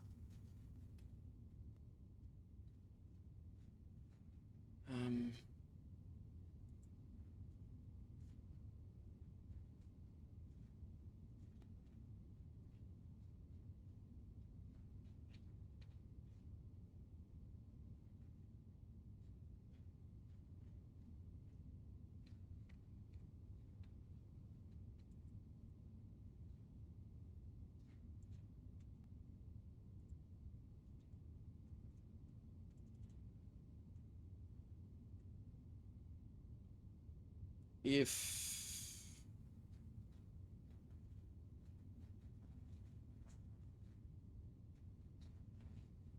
yeah, okay.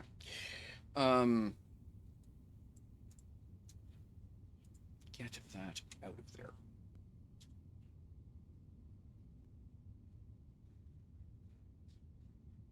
That drives me fucking batty every time. Build JSON, copy JSON to clipboard, and paste it back in without that stuff. It's annoying. He's a super smart guy, really is. But I've told him to patch that out about 5 times, and he refuses to do it. There. So now it's only going to try and keep me 3 meters off the deck. Now, park off.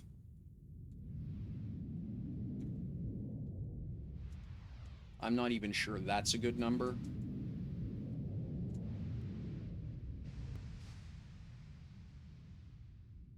Yeah, 3 looks like it'll work. All right, now we can go back to what I'm doing without fighting with the software on the ship.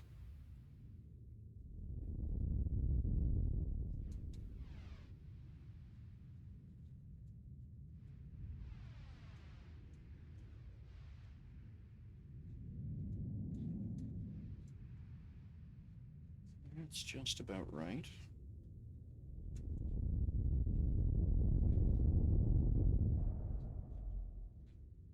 Well, damn, it looks like they fixed it. Thank you very much, KJ. Appreciate having you hanging around. You are very welcome, and have a cool Yule to you as well, my dear.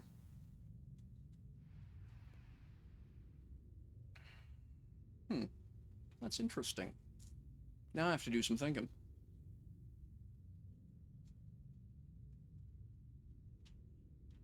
If they fix that, because that was something I had sent in as a ticket item, then I can leave those the way they are. All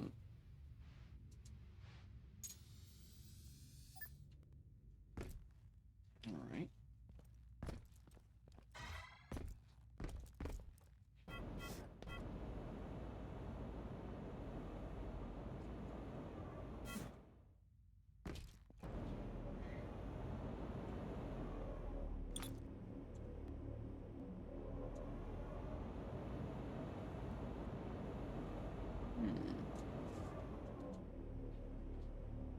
So now I got to make a decision.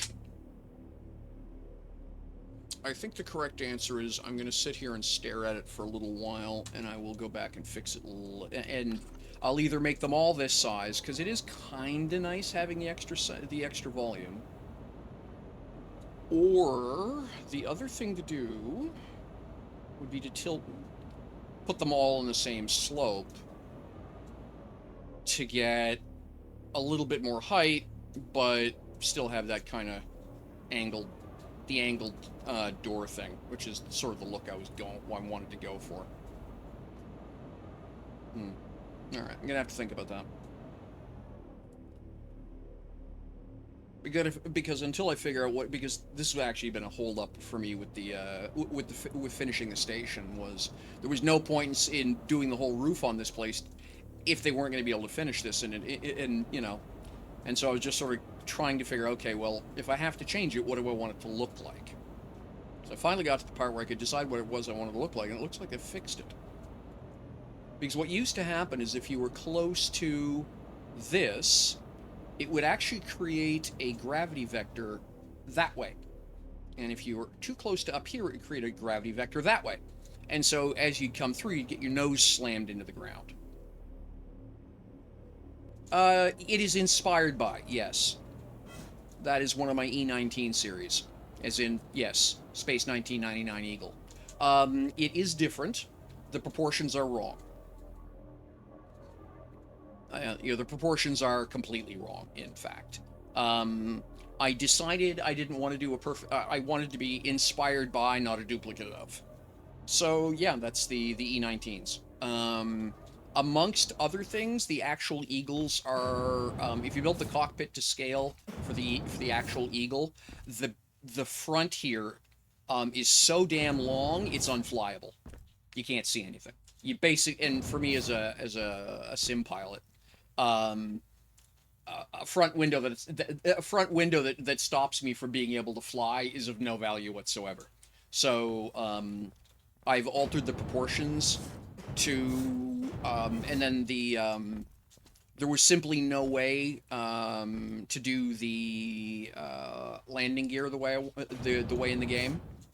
And then likewise, the engines are all completely different proportions. And the nozzles are different. So I could have done, you know, I know Drax has done a couple of NASA-style exhaust cones. I may beg him for 4 copies, so I can put cones on these, or I may try. I mean, I've got Ryan Pride's circle library. I could probably reverse engineer. I could probably figure out how to do it, but I just decided that what I was going to do was respect the spirit of the original, and at the same time make it uniquely a dual universe thing. Yep. Okay, you're using Scaffold, yeah. I haven't played with Scaffold at all. So I've got about 5 different variations on this thing. What I do is it's the same hull. The first one I built was the OTV, which is this thing. And it's space only. Orbital transfer vehicle. 3 large containers, you know, 4 people. It moves a decent amount of cargo at a decent speed. Modest electronics, because, you know, I like my electronics. It's got blinky lights because, you know, any spaceship should have blinky lights. And then what I've done for all of the rest of the E19 series is it's basically just one of these with something ripped out and something put back in. So, for example, the atmospheric warp shuttle is one large container because the warp drive takes up the space of that container bay, and then the heavy lift engines take the heavy vertical lift engines take up the space of that bay. So all you wind up is the one large container. On the other hand, it'll pull it'll pull 500 tons up off of Alioth, okay, for and it does okay around Thades Mattis. And again, concessions to the way that DU does stuff. So the landing gear, you know, up on the points as opposed to out here. But I use this as a way to mount all my adjusters so that there's still a point to having these. So you get a actually pretty good control attitude and maneuvering control for docking and stuff like that. Yeah.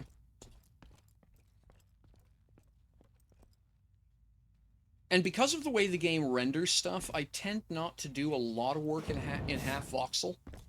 So a lot of the stuff is very coarse looking up close because, well, it's a ship. It's probably getting viewed from 10 meters away, at which point nothing really looks at it too far wrong. I find that the half voxel stuff gets shredded out. You know something, Larkin? We've got 14 people. Let's get a raffle going. Give me a sec here.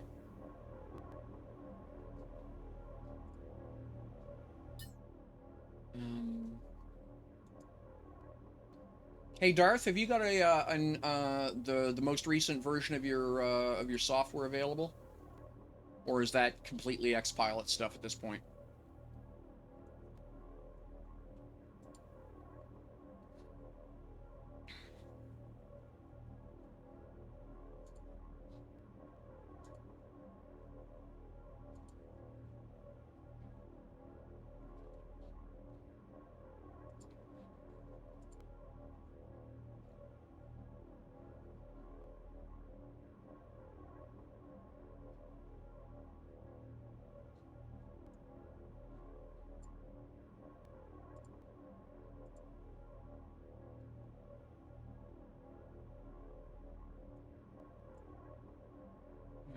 Let's copy that. And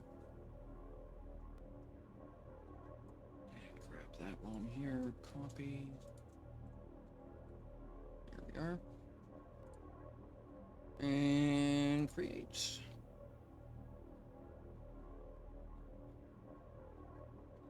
Awesome. Glad to hear it.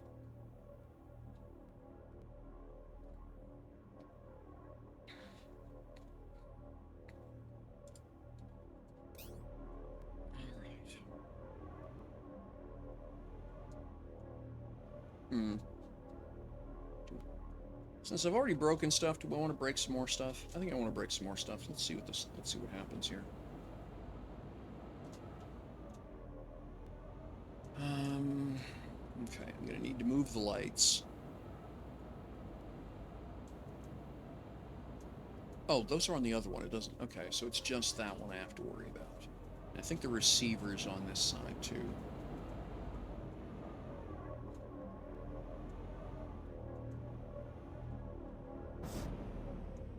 Oops. Yeah, okay. It did the right thing. Good. So I'm just going to tack this up here for now.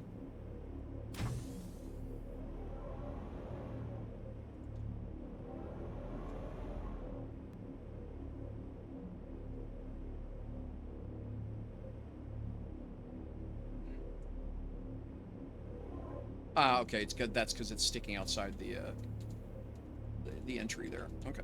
So that'll have to go there for now. All right. So, oh, right. Yeah. Okay. So that, if I was to do that, I'd actually have to move that door into this core. I mean, I could do that. But mostly I just want to see what it looks like. So let me rip this thing off here for now.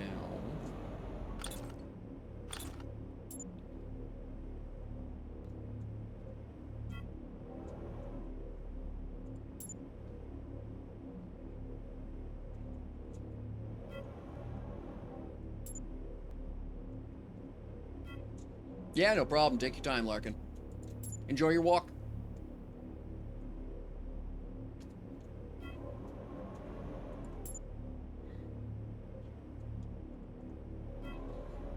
Alright.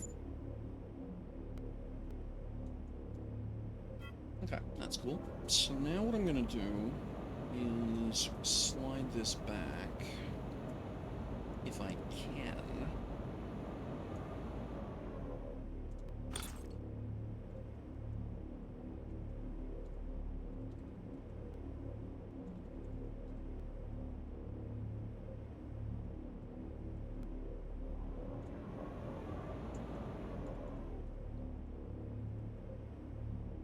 So back there. I think I lose way too much room. Well, yeah, I do lose way too much room if I do that, but that's okay. And then we'll do that. Zoom down here. I need to move is the sign on. The sign's on the other one. Okay, then I'm gonna grab this and do spinny stuff. Rotates on that axis. Can't do that. Okay, so we're gonna have to do this.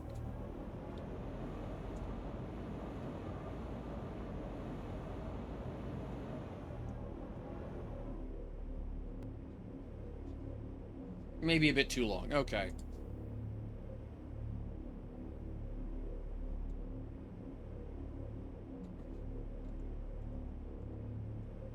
Go with go with cute murder kittens then.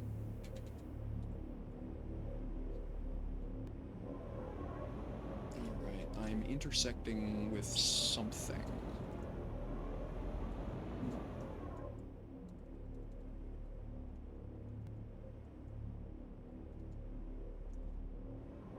What doesn't it like? What am I bumping into?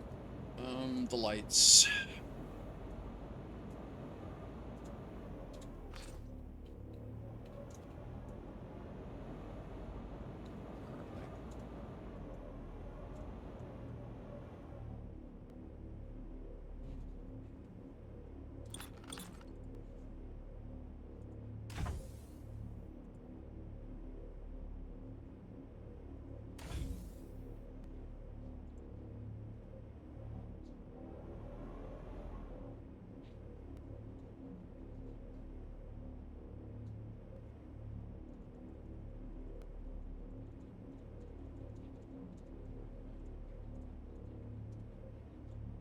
I went too far is the problem, I suspect.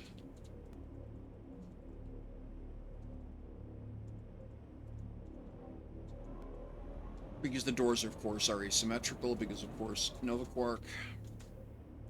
Yeah, okay.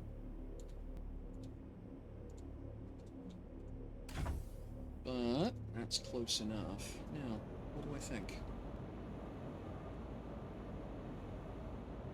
So then I would need to grab this and move it there.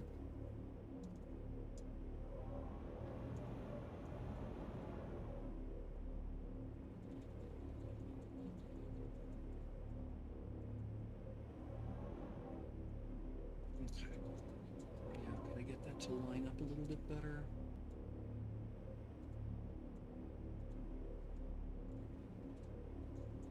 Okay, that's not terrible. It'll pass 10 foot. It'll pass the 3-meter rule, as it were, the 10-foot rule.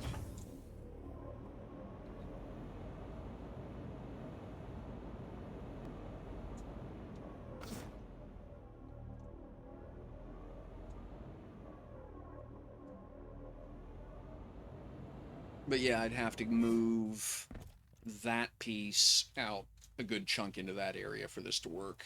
That just takes up way too much of the area here.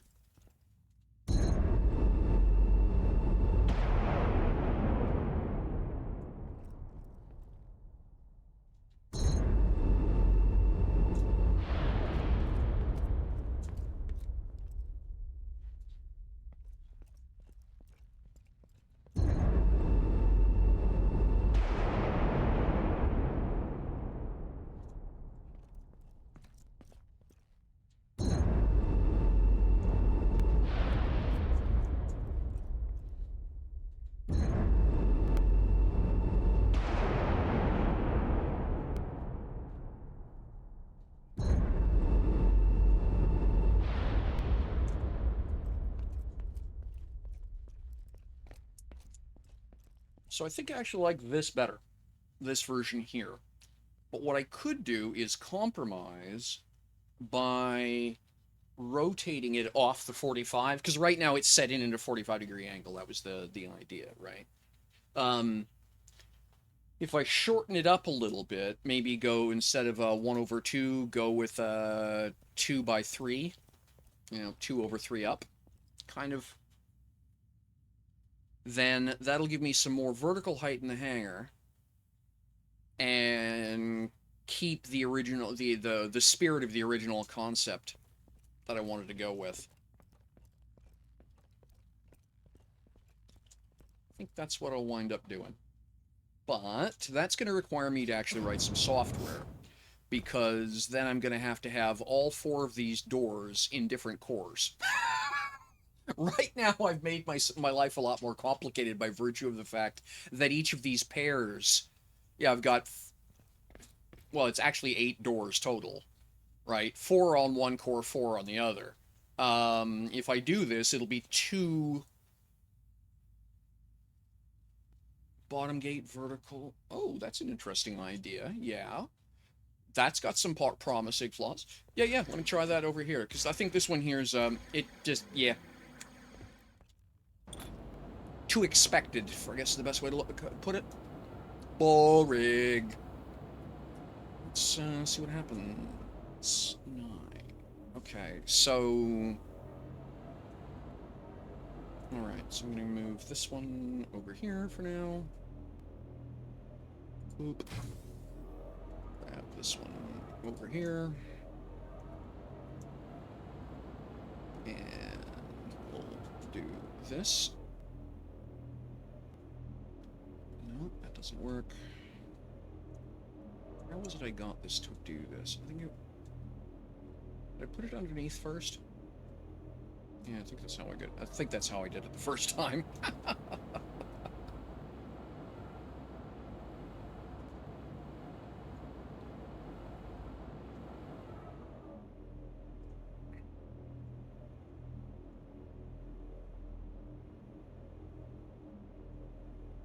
These doors are huge.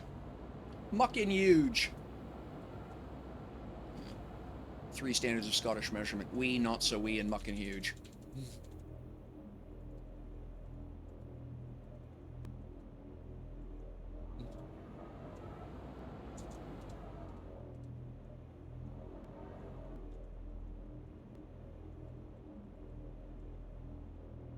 Okay, that gets me another core there, so we go there. That.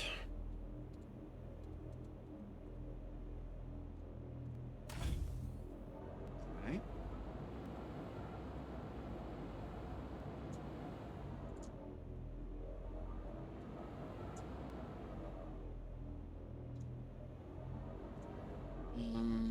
So to do that, the easiest way, okay, so let's just undo this. Easiest way to do this is going to be to put a wedge onto it. So we'll go here, we will go, just use some of that.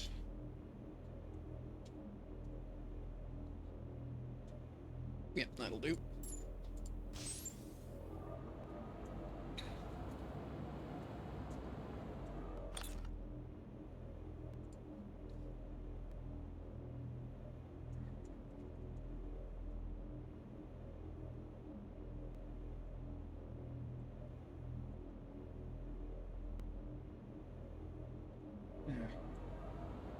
Does that look over here? Okay, so I'd actually, so the wedges actually wind up functional as well as not. It just, that's a little bit ugly like that, so we wouldn't want to leave it like that, obviously. And then because of the asymmetry, I've got to line the doors off each other based on which one fits worse.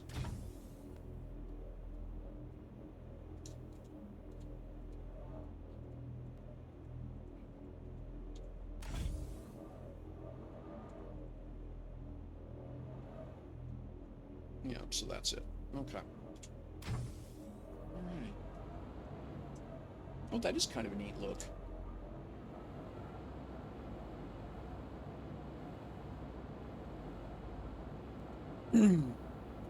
Yeah, actually, I really do like that. Let's see what that looks like.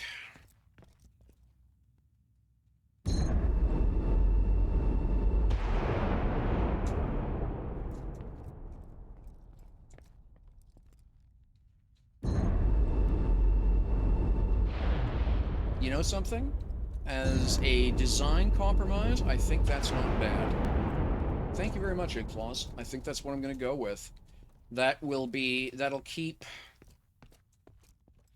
the fundamental aesthetic what I wanted without getting into the without getting into the disaster that's going to wind up being trying to keep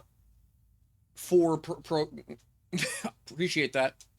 Because the problem is that to communicate across cores, I then have to try and come up with a way to keep 4 programming boards, 4 receivers, 4 detectors, etc. All of that spawned in at the same time, all of them talking to a database, and then error correcting for whichever one showed up late to the party.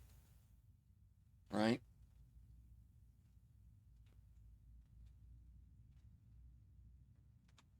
So yeah, I think that's going to be a much more graceful solution to the problem. So I think that's how I'm going to go with it. Let me switch this one around so it matches.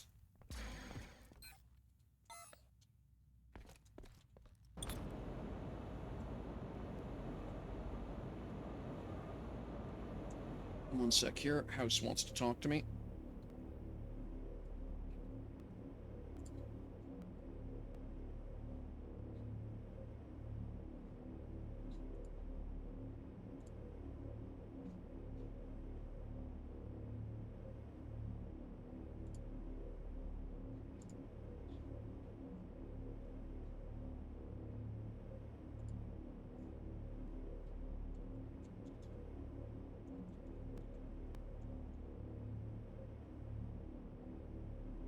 All right.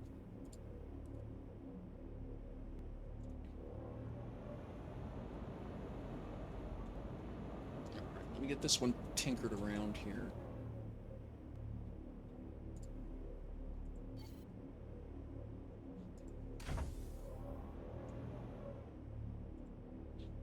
And then, so what I can do is just run this literally right up to the edge. Except I need to leave myself the room for the lights. Instead of having, what I'll do is I'll just mount those vertically. So that's like 2 voxels I need to, so I can come out to here. Okay, so yeah. Yeah, I'll work off that edge there. And that'll leave me a little bit of space for things like lights and whatever to be tacked on.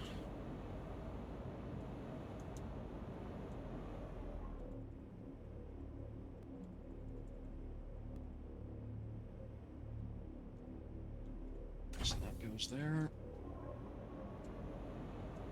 And we zoom over here. Yeah, just make new ones.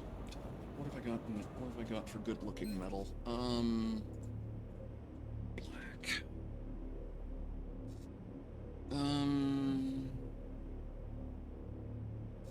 Galvanized black steel will do the job. Oh, that's galvanized black iron, isn't it? No, it's black aluminum. Okay, we use the black steel. Yeah, no, I've got way more aluminum. We use the aluminum. Whip.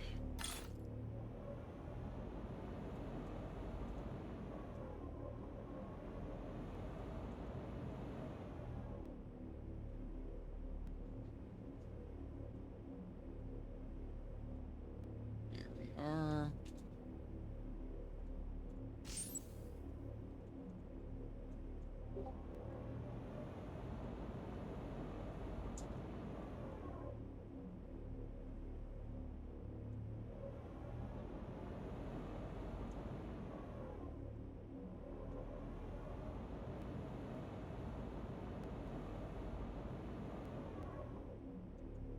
That. What I should just do is copy this. Because I'm going to have to replace the other one anyway. So, just copy this.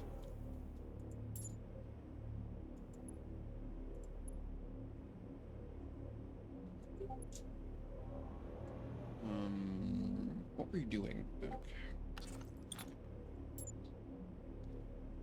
You there, and that copy. Right.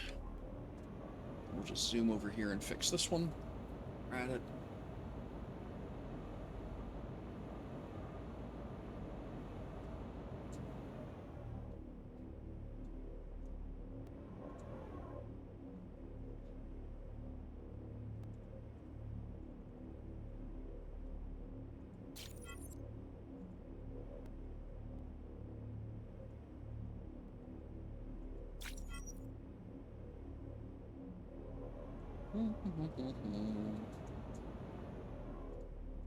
There we go.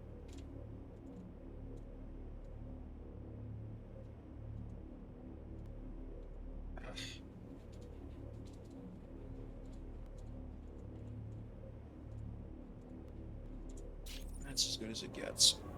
And back over here.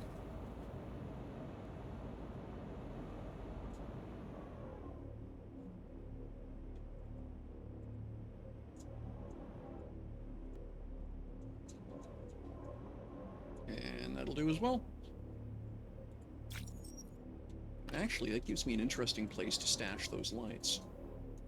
Because I could tuck them there, and then that would be throwing the glow over the top section of the structure, would be kind of a cool look. We may do that. Those lights are on that side for this area.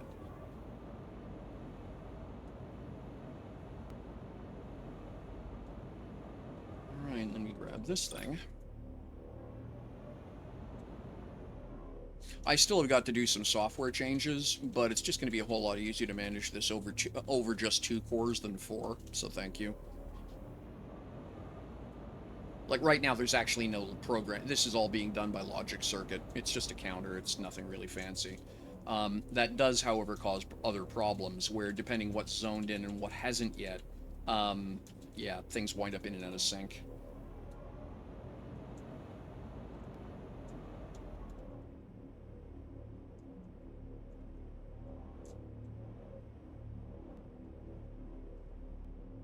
Oh, that's way off course, isn't it? Alright, I'll have to move that.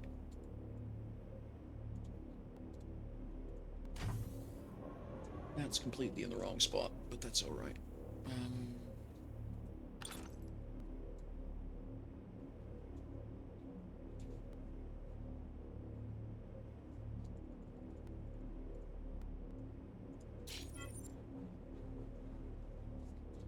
Now, this is just, at this point, this is just beauty filler, but that's okay.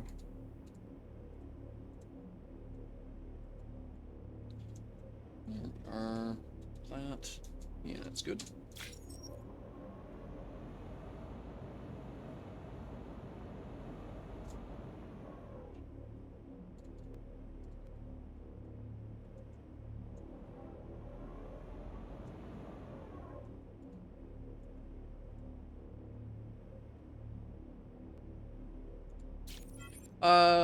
It's about 12, it's a weird number, it's like 11¼ degrees per turn or something.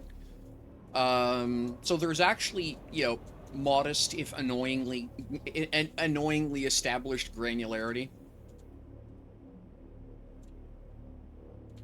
That looks a bit better, okay, and that's as good as that gets, because of the way the bill, okay, that's fine. Yeah, I'll mess with it and see. This isn't nearly as wastrel. I mean, you can see the difference.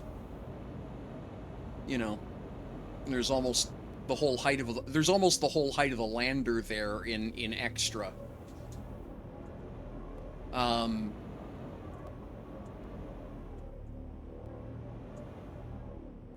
Yeah, someone made the decision to make it's 5 ticks to turn.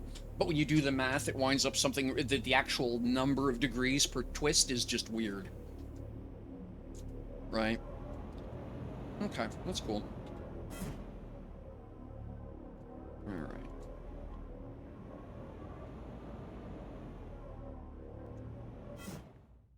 Oh, the lights. Forgot the lights.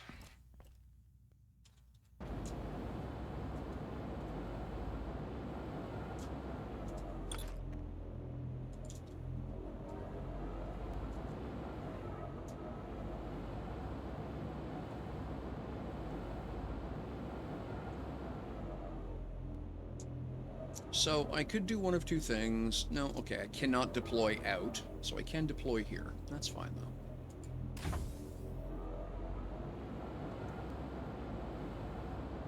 Oh, fantastic.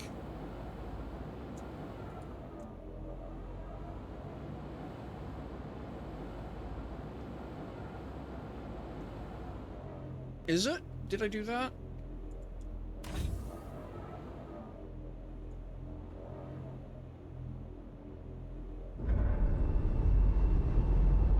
Yep, you're right.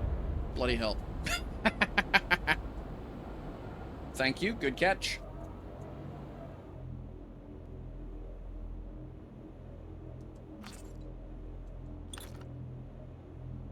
Okay, and that rotates that way, not.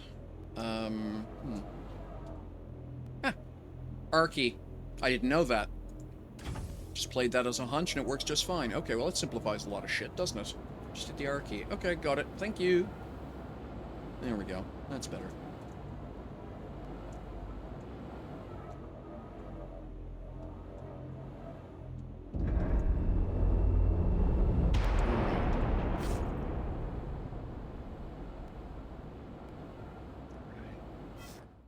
Okay, so it's active. Is it... So it shows up in the list of warp beacons. Can you actually use it, Lars? Larkin, out of curiosity?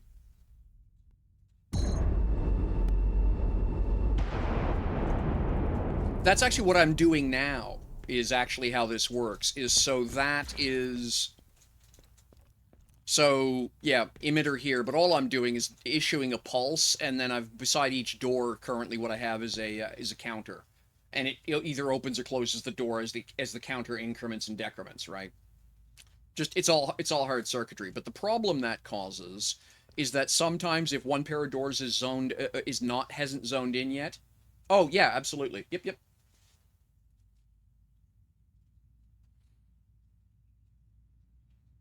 Yeah. I'm a garage door opener, for sure.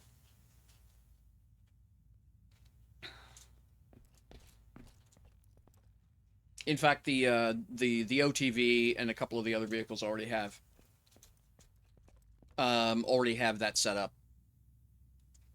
So, and that's actually why I noticed that there's two problems with it. It looks cool, but it does have two problems. One is you basically have to have your nose almost all, like with the smaller ships, you almost have to have your nose up against the gate before the emitters will have the receivers will have zoned in to grab the signal. So that's a bit of a drag.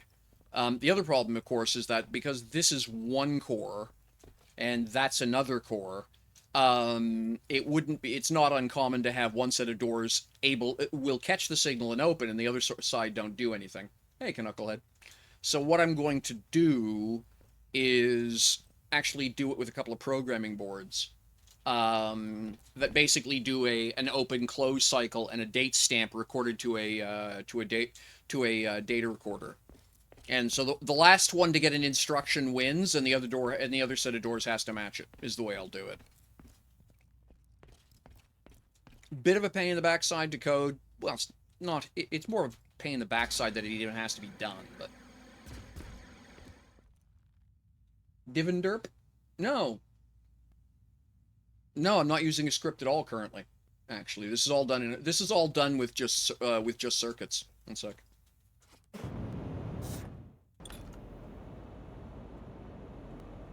Is it over here? Yeah, there we are. Yeah, this is all done with circuits, which is why it's unreliable, right? So that's what I'm doing. Receiver going to a counter, to a relay, to a NOT, and then to another relay. And so that's what triggers the doors and the lights. So the doors are closed, the red lights come on. When the doors are open, the green lights are on, etc., etc., right? So you get warning lights and stuff keyed off of, but that's all. It's all done with hardware. At smaller scales, it works just fine. But at this scale, the other side, depending where I've been in the station, may or may not have zoned out right now. And so opening, you know, if I'm over here, you know, hit the garage door opener, some of these doors will open, yes, but the other end may not do anything. And it gets out of sync and it just looks terrible. So yeah, I'll either use, if someone's already got a garage door opener script written, I'll just use that. I know Yawari has got something for their setup. Hey, Pez. But yeah, if there's already someone's got a good garage door opener script that saves me having to write one myself and go through all the aggravation of debugging it, you know, I'll just buy it. Don't mind paying for good work.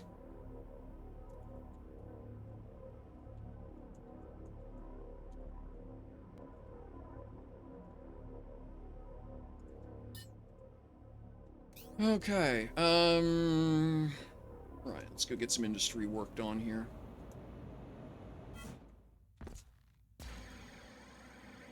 It's free, send him a coffee. Got it. Fantastic.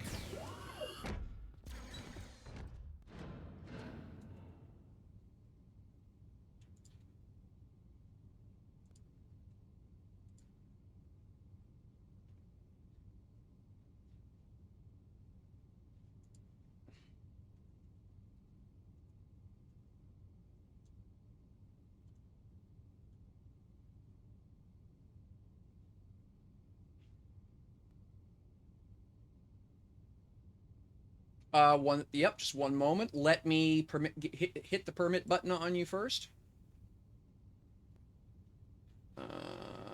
Permit. There we go. There you are. You got 1 minute. X. Oh, okay. Let's take a look at that.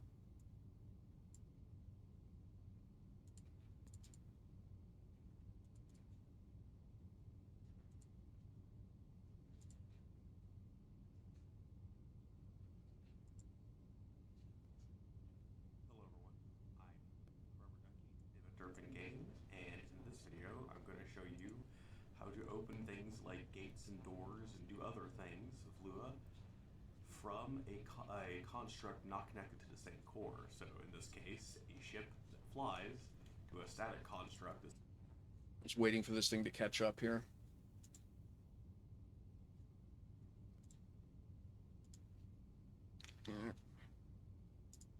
This got some gates and doors on it. Should be a fairly quick video. It's not too complex, but let's go ahead and get started. The first thing we want to do is add the ability to, from our ship, to emit a signal out to talk to these things. So let's start with that. That's the simplest part. If you see under here, I've got a little emitter next to the databank. It is connected to the C here. If I go into advanced,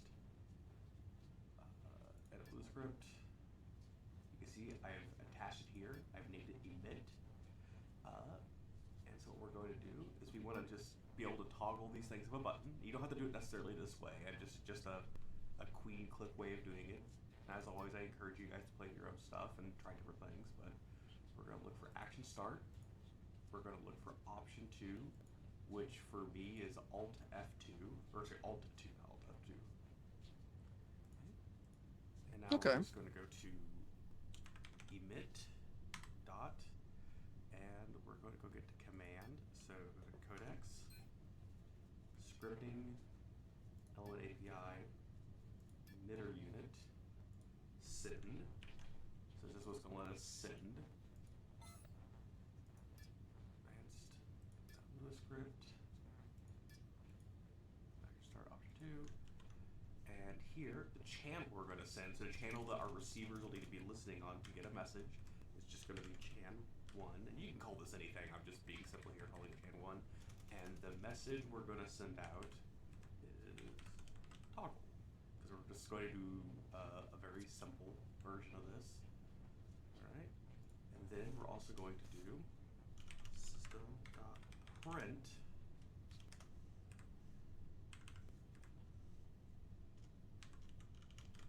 message minute. Okay. And all system.print does is print a message to the Lua channel. and it's just so we get a confirmation that something happened. Sometimes with things like this, there's not an immediate like display on the screen or something. You want to know that it emitted.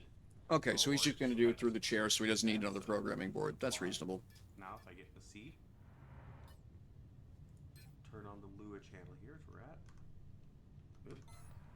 Didn't have any. Alt 2, message emitted. Okay. So let's land.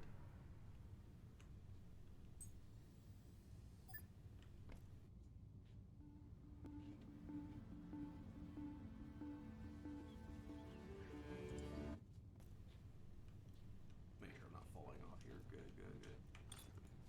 Move it up just a little bit. Alright, so now we need to hook up the receiver part. And I've already got this hooked up here. I've got a receiver here, a switch, and programming board, and to those things I have attached a door and a gate. Alright, so if I hit Alt, I think, one of these. So the way I have this hooked up is, I'm not sure why it's not displaying the little line things, but when you have elements like the receivers and switches and stuff like that, you can program them with a little green bar.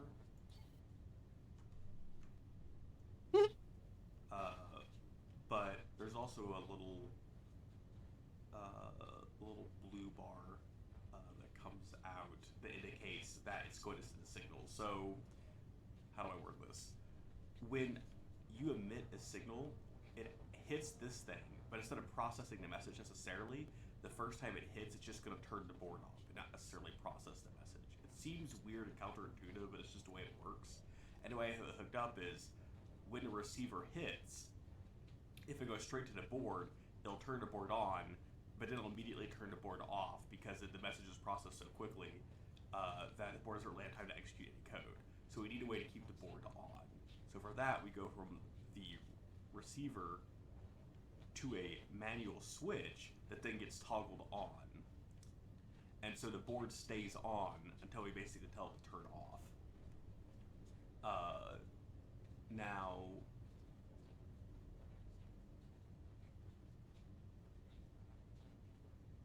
trying to figure out why in the world it is not showing those little green lines. I feel like I'm missing something obvious here. Well, that's okay. We can do this the hard way. Oh, is it because I'm in the... There we go. Okay. I think I was in the wrong build sphere. Alright, so notice that there's a green line going to the receiver, meaning the receiver is hooked up to the programming board. It can be programmed. The blue line indicates that when the receiver gets its first message, it's going to activate the thing it's pointing at, which is the switch. The switch is also pointing at the board, which means that it will in return switch on the board there. But notice how it's kind of a light blue is going and arrows are going back and forth. It also means that it can also be programmed via the board. Alright. Perfect. The gates are hooked up. So let's go ahead here and get started. So advanced and a Lua script.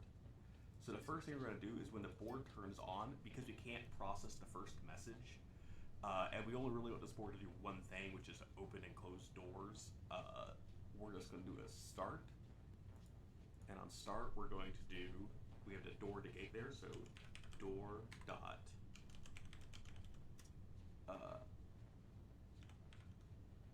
yeah, we'll do toggle. And Hey, JetBus.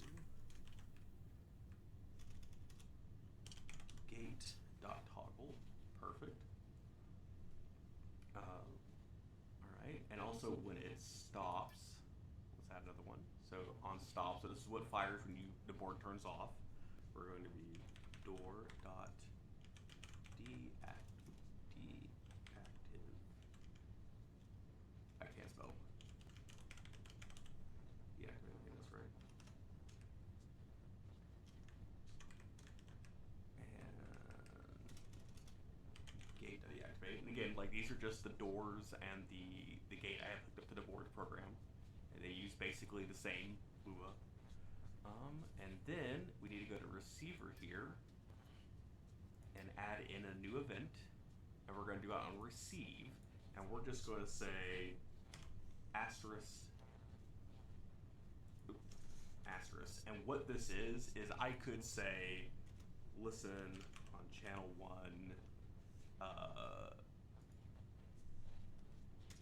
listen on channel 1 for message open or message close.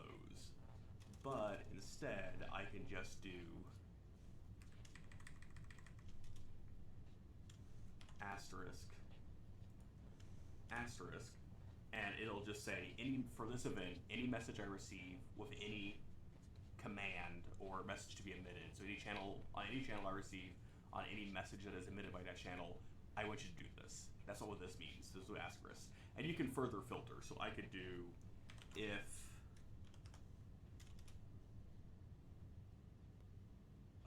crap, what is it? Well, we actually go look.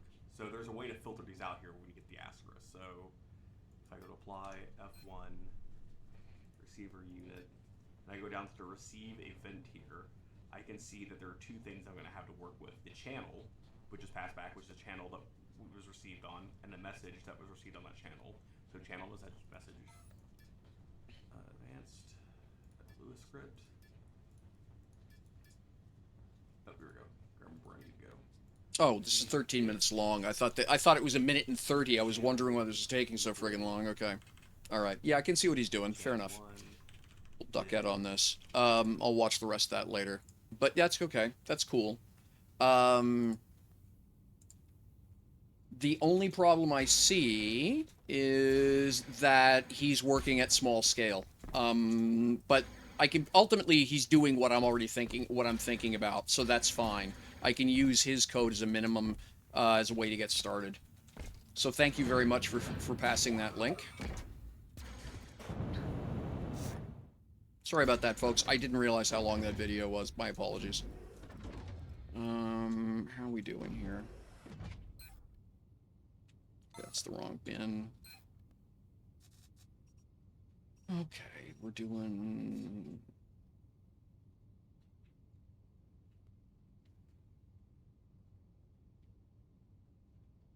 I'm missing engines still. I wonder what's with that.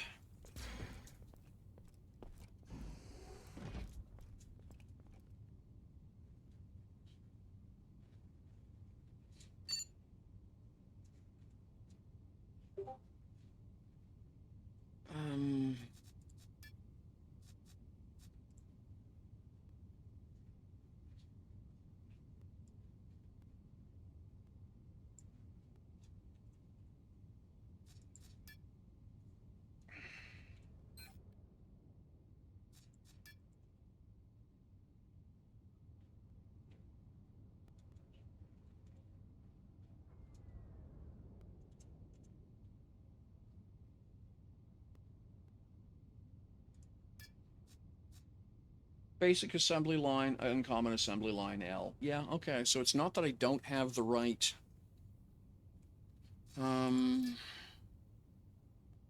That's basic metalworking industry. I've got uncommon.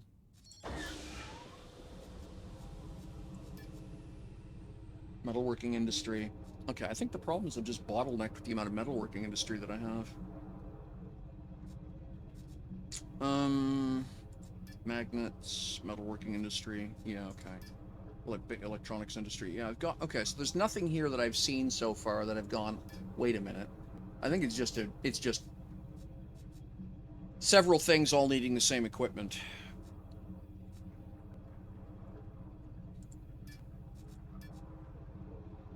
Alright. Let this spin up and get some more work done, then I'll go turn the other one back on. And then what am I gonna do? Well, I think I need to extend one of those pylons. I'll probably work on that, because that's going to be quality of life stuff for around the station pretty quickly. I still haven't decided if I want to redo the center line walkway into a double deck passage or not. I keep thinking it'll look awful damn cool.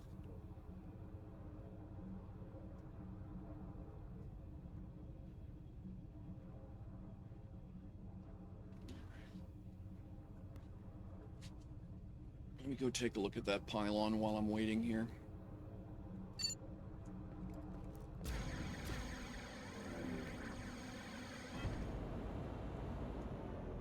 So the problem is that I have this pylon. So let me zoom over here and you'll see the issue. So the carrier here, of course, is an L-core. It's huge, and chews up an awful lot of vertical space because of that. So what I was thinking about doing is essentially extend, well, two things. One, where is it? Is you can see I've got this corridor out to here. And so the first thing is basically extend that corridor the whole length of the station and park the carrier out there. But the other thing I'm thinking is in the short term is that what I'm going to do is put another pylon like this down below that basically goes right down to the bottom of the core, you know, plus minus the height of a light bulb kind of thing. So that'll bring the carrier down that much lower as well, and that'll free up some vertical volume for smaller vessels parking up on the top. So I think this is cheap, as it were. It's not hard to do. So I think this is going to be I'm going to work on this right now. Yeah. Okay, linked container is good, yes. All right, so we're going to grab all of this.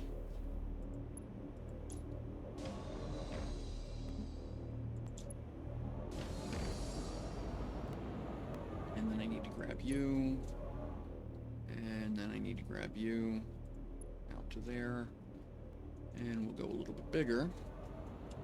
And then I'm going to grab to that cufflink.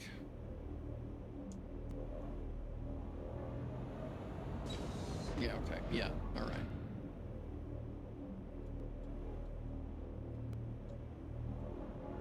Yeah, okay.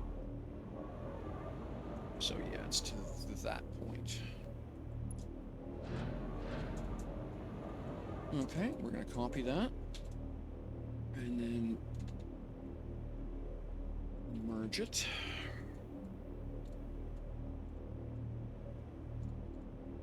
Like so. And then down we go.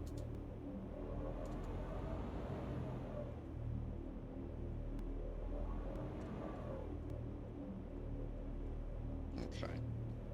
And then do I care about that light bulb? Or do I just want to maximize this space? Well, I'm going to go up 1, 2. That'll let me put a small bulb in, at least.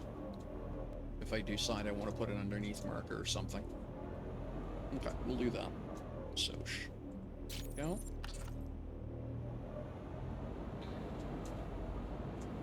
And then grab from here.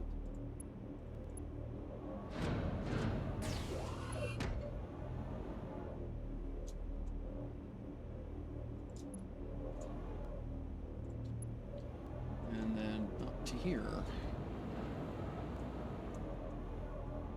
Now this one here is munged, isn't it? No, that's right. Okay, never mind. That's 1, 2, that's... Yeah, okay, it is. Yeah, okay. So can't use that one. I compressed that one for some reason, and I can't remember why, but okay. So I want this. And then we go up to here.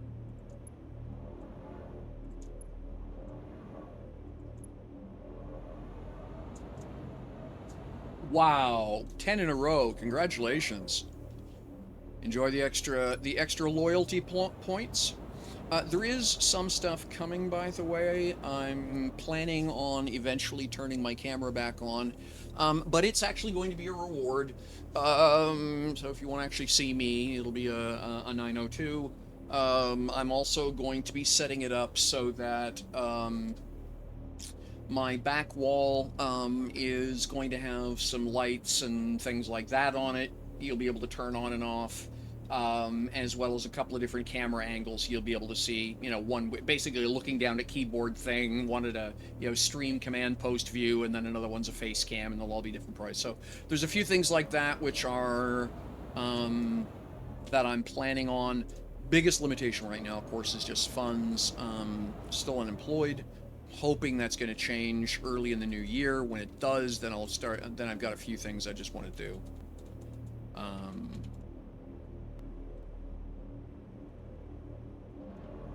Oops.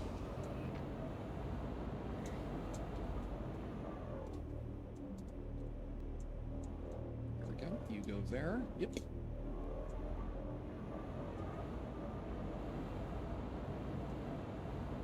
Right. Shift click. And then is that...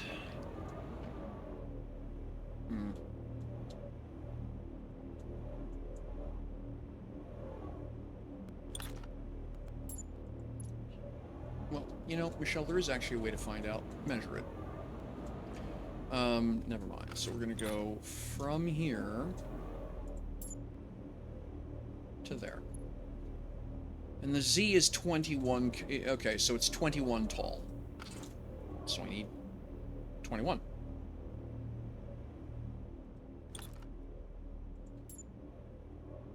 And that is 18. Okay. That's 20. Okay, so we can get away with this then. Yeah, because the 21 included... What? I don't want to do that. Yeah, okay. Went the wrong way. So we're going to go from here and to here. And that gives me 20. And 21 gets me to there. That ought to do it.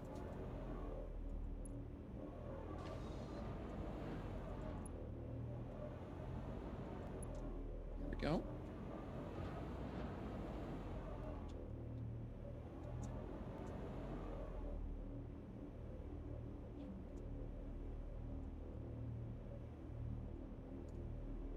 And I didn't get the outputs, the end pieces. I did at this end. So what we can do is this.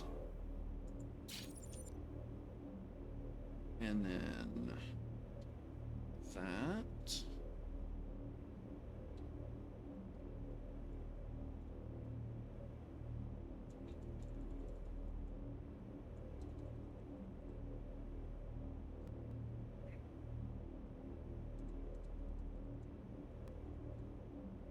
So, and shift click. Did it screw up this end? It shouldn't have. Nope, it did not. Very good. And it did not screw up the interior. Very good. I need an elevator.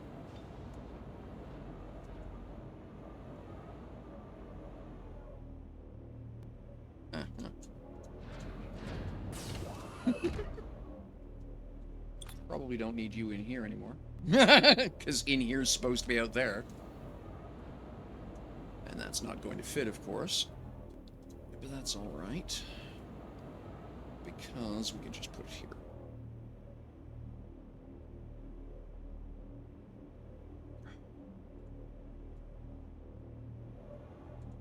That's zeroed. Okay. Here we are.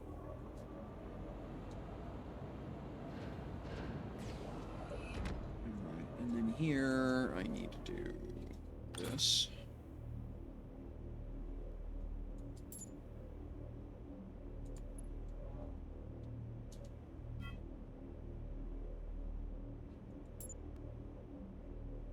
Hey, Prowler, how you doing? Alright, that's cool.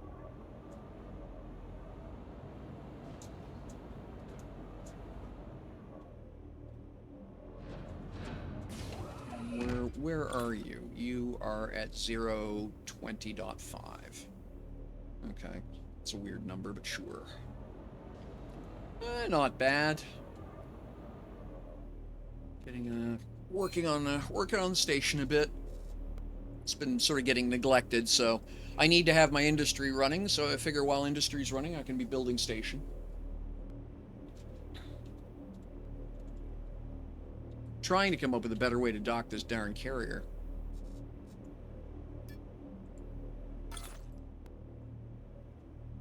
Okay, that's 20. And that's... okay, we'll do that. And then down we go. Like so. It's a bit more even, and then we go from here to there. So. Hey, Rayfield. Good to see you. Alright, and then you are what? You're a couple of airlocks. Okay. Actually, honestly, most of the time is I'm just not as clever as DU is. Most of the time when I actually sit and stare at it, I eventually go, oh, it really is just that easy. I only have one airlock. Alright. Build a couple more. Don't know if I'm building them anywhere or not. But that'll go there. Here, I need an L light and an M light.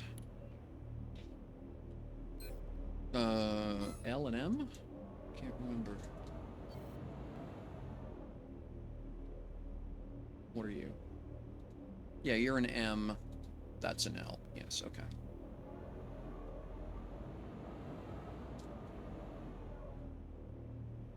Hi, Hummingbird.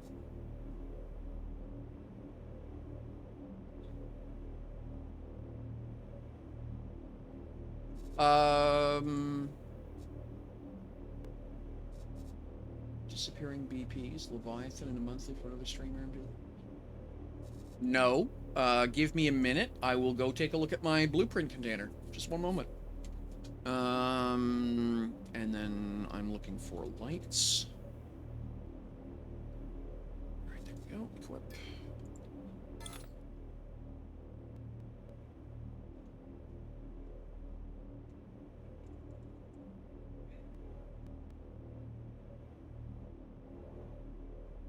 Is that? Yeah. That's that. Oh, no. It's right there.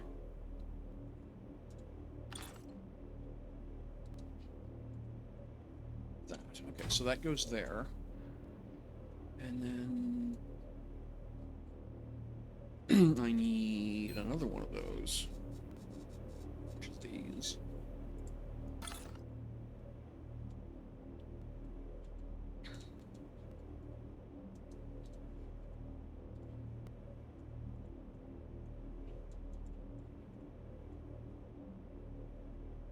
And then I actually want to go down 2, like that. And then this goes all the way back here. Like that.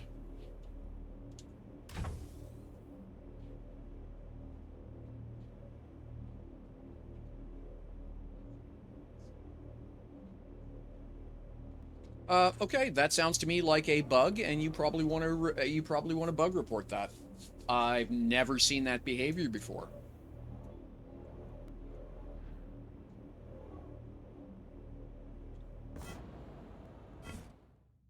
Out of curiosity, if you move, do you have a lot of blueprints in that container?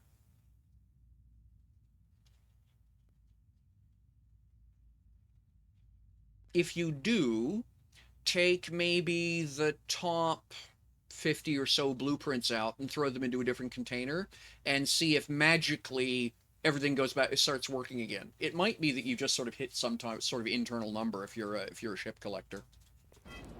But yeah, I would say, oh, well, certainly bug report that.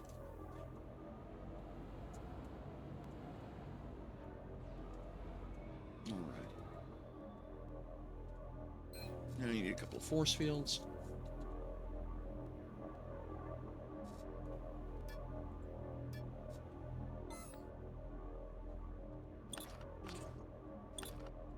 Oh, I'm not in build mode. That slows the whole process down. Here we go. Good job, Michelle. And they let me have a driver's license. Isn't that reassuring? There we go. Just turn that on for now.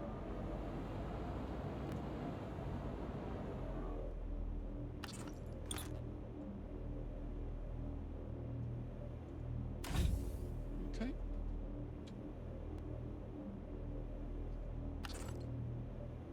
Here we go.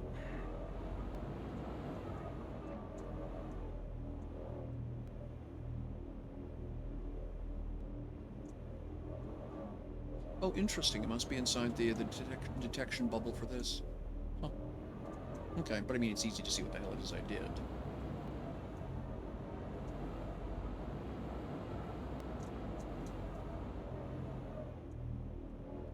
Okay, then I need me some lasers.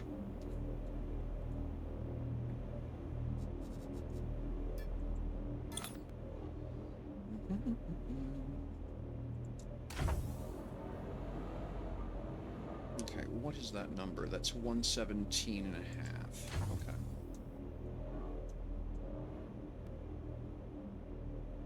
Oh no, that's not. I'm looking at the wrong number. Okay, that's 245. 245 is the number I'm trying to find. That.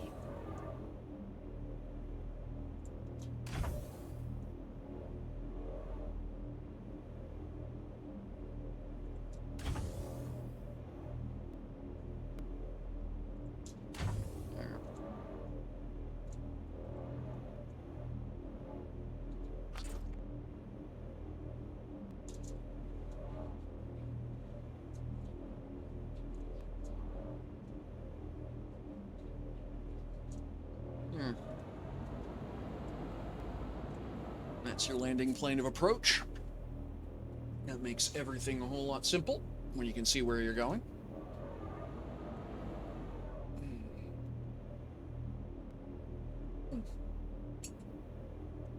All right, now I need some detection zones.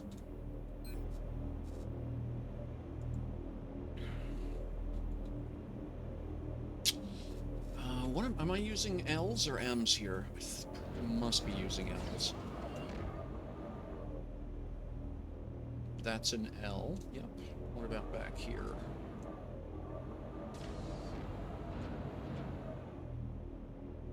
Okay, so I'm using S's towards the back and an L towards the front. And is there any in here? No. Okay, so just an... Okay. And is it just the one L? Seems... Yeah, looks like it. And it's just tucked out of sight by virtue of the lamp. Okay, that's cool.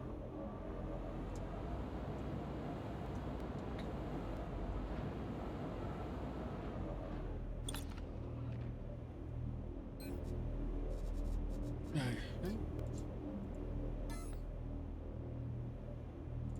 you go. And then S is back here. Should keep it there.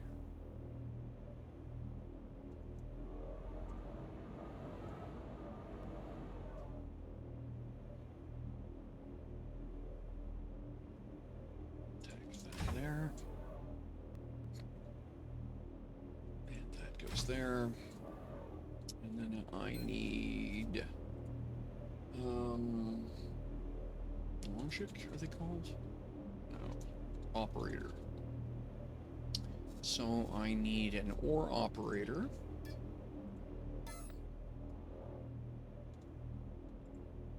And then I will need a NOT operator. And that will go there. Then I need a relay or two.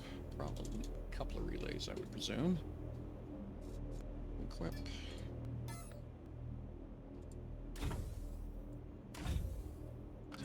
What else did I use?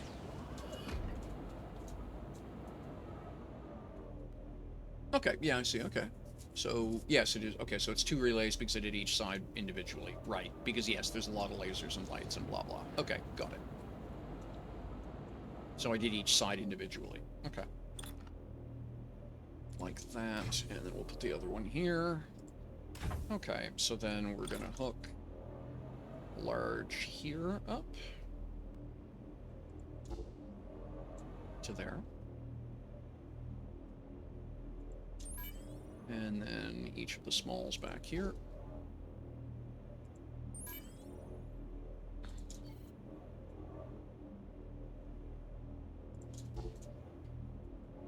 Like so. And then we come from here to here. And we come from... Oops, nope, stop. And then we go from here to here. And we go from here to here, and then that way. Oops. Like that. Okay. So, we got two conditions. One is when it is detecting somebody, like right now I'm in the zone, right? So, when it is detecting somebody, we would like the doors to open, right? So, and we would like the force fields to extend. And I used the wrong one. One sec. Let me redo that.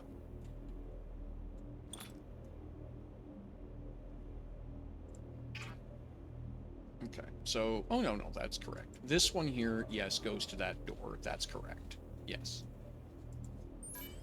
And then this one here also goes to this force field. And then this one here will go, oops. We'll go to this force field. And when I get that door, that'll go in there. And then everything else is a not condition, right? If it's not seeing anybody, what do I do? So, obviously enough, we have the lights. So I'm going to use the bottom one for this light. If not seeing anybody, turn lights on, right? And then we'll use this one here for the top light.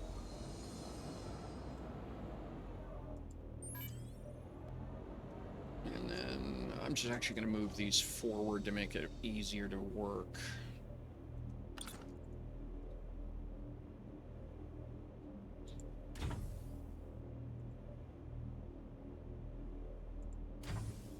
And this can go in here.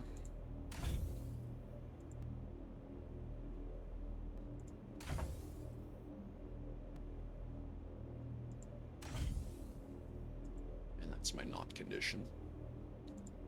I'll tidy that up here in a moment. So we're going to move this here and this over here. All right. And so now we want that laser on. We want this laser on. Now they're going to turn off because I'm standing here, right? I'm in the detection zone. Here we go.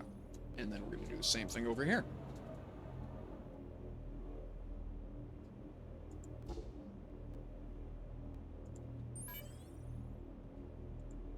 Now, what's neat about having used the large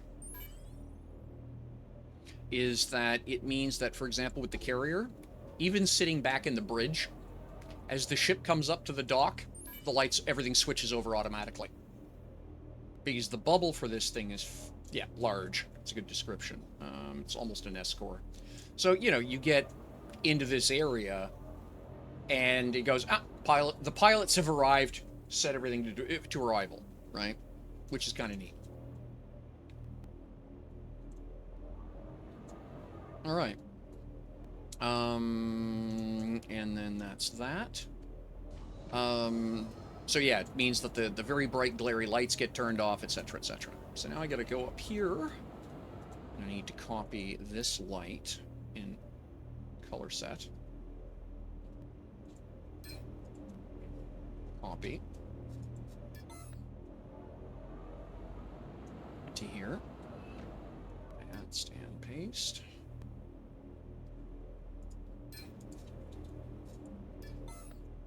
That's pretty glary when you're looking right at it. And then advanced. Copy. And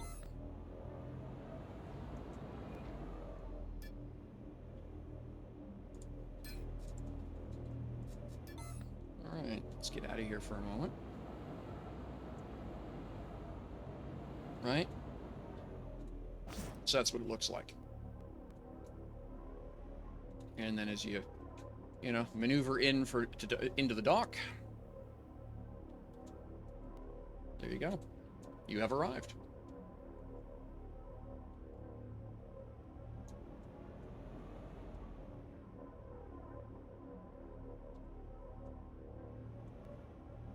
So now I'm going to just manually maneuver the carrier.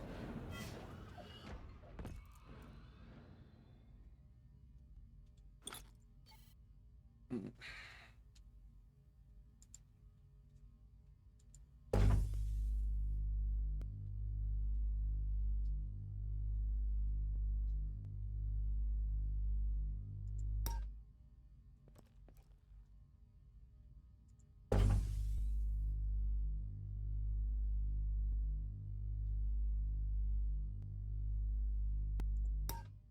There we go. Hopefully that frees up some extra space around the flight deck. Now we'll tidy up and put these things away.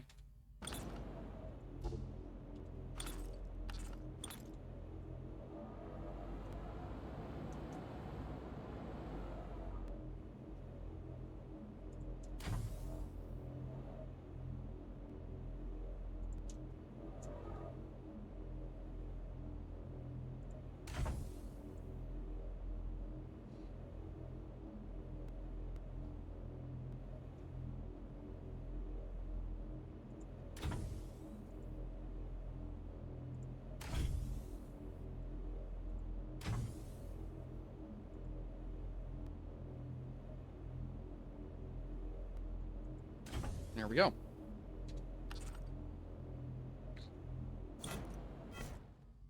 So.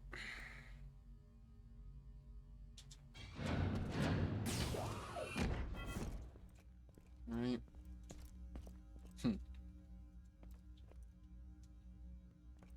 But that landing grid is active because I'm outside the that dome. So that's perfect.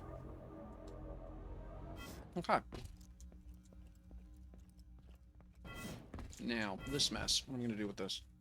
What did I do up above? Okay, okay, nothing special. That's what I wanted to know.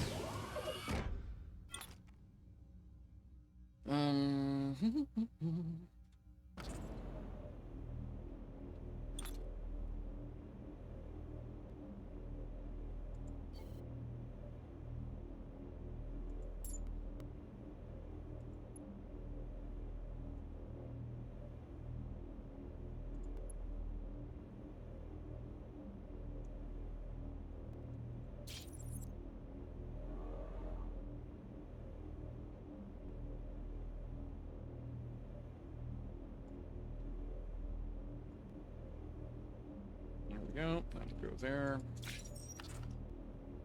Hang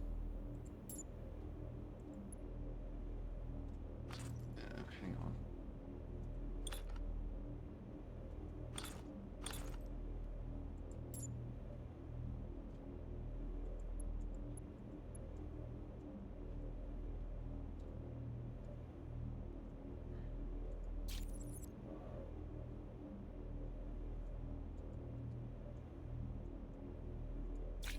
There, and that tidies that up.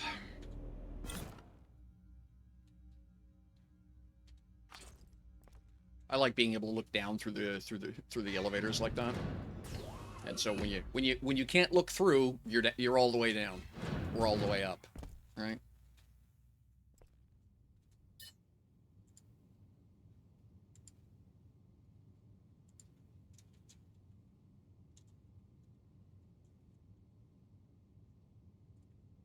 Okay, so there we go. Let's see here, where are we at? We are 3 hours on the stream. Okay.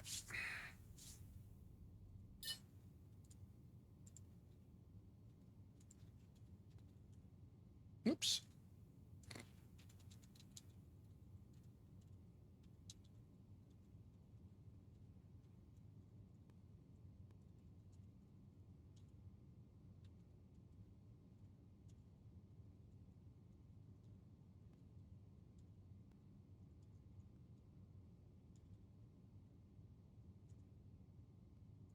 All right. Okay. So hopefully that fixes that issue. Let me go take a look at that corridor. Actually, let me go take a look at the industry first. And then I'll take a look at that corridor.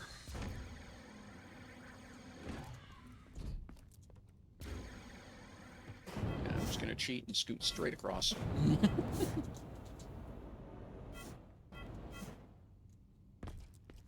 Yeah, okay. This thing died a while ago.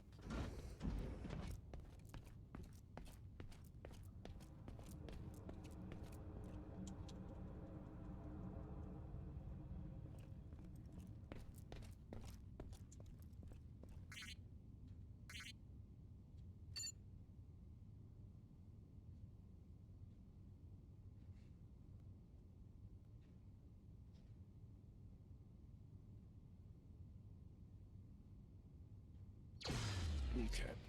Get this thing back up and running.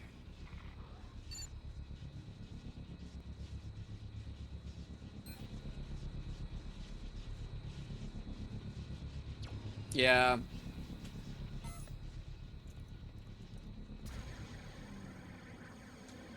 Okay.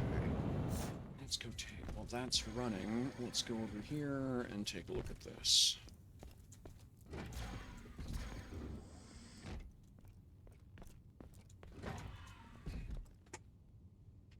Yeah, I really don't like that.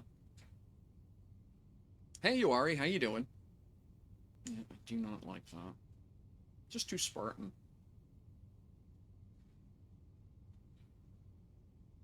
It's too Spartan and it's too small to do anything with it. Putting windows into it doesn't really change the fact that it's just a big empty... It's just a big long hallway that doesn't do anything. So, yeah, I think it gets ripped out. And we'll replace it with the better idea, with what I hope is a better idea.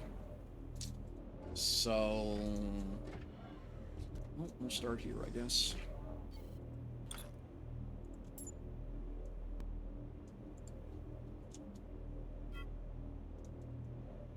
It really does. Okay,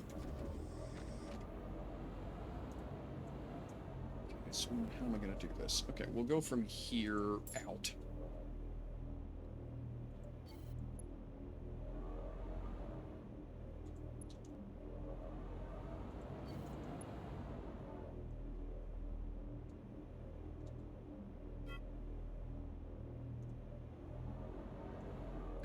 She dip. Well, that's fine. Oh, that's the other side. Okay, that's fine.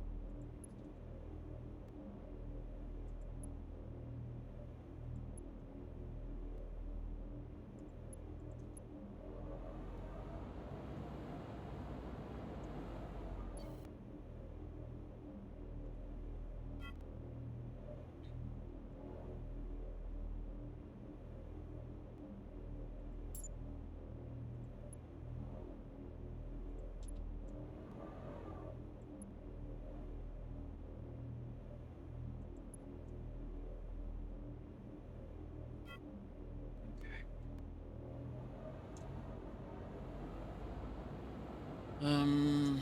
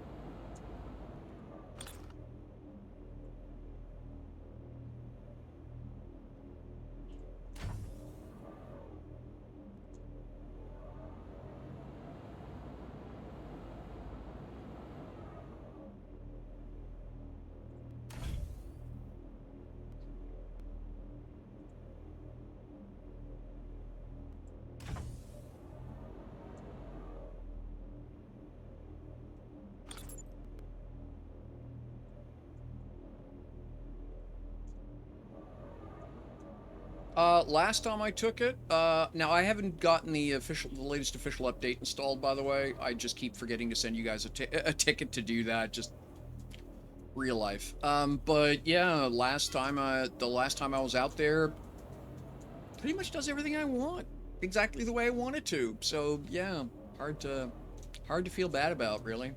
Rather like it.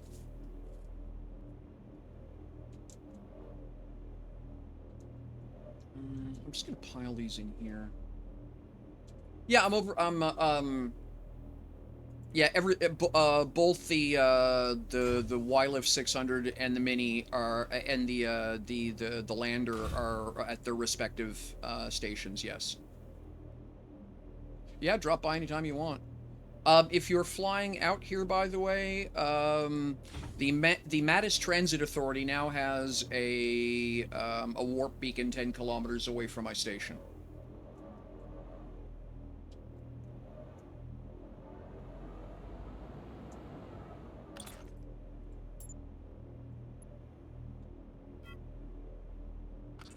So you can VR over if you like, or fly on over as you please. Okay.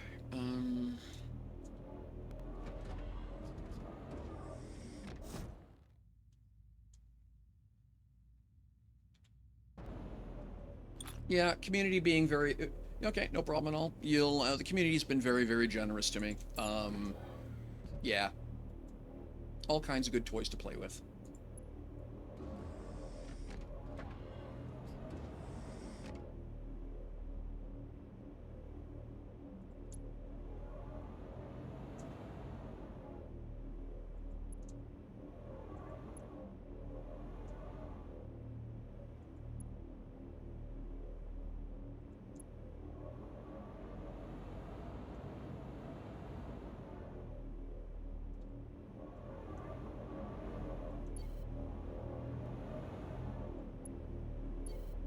That's fine.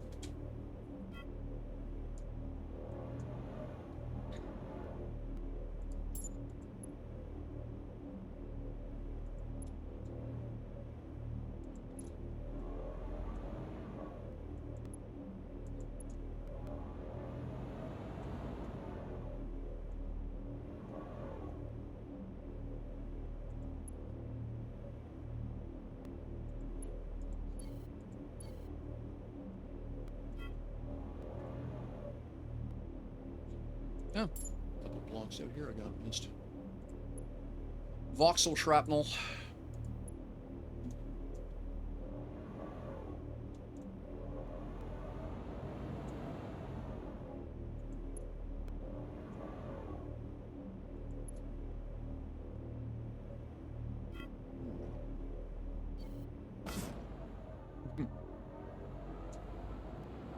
Randomly killing CPUs here.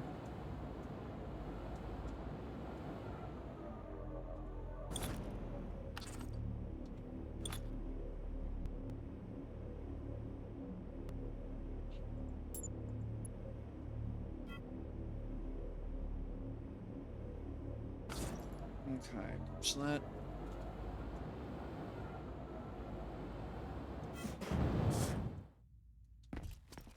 Now...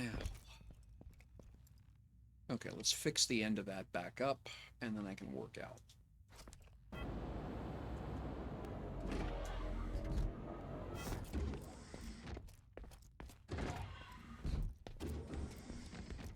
And then I've got more, I've got to get more of the, gotta get all this industry plugged in and stuff, and blah, blah, blah, blah, blah, blah, blah. It never stops.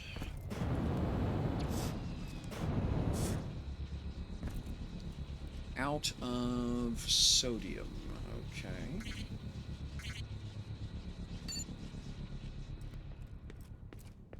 Do I have any Neutron?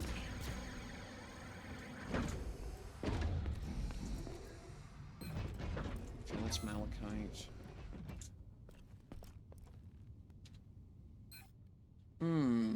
Not good.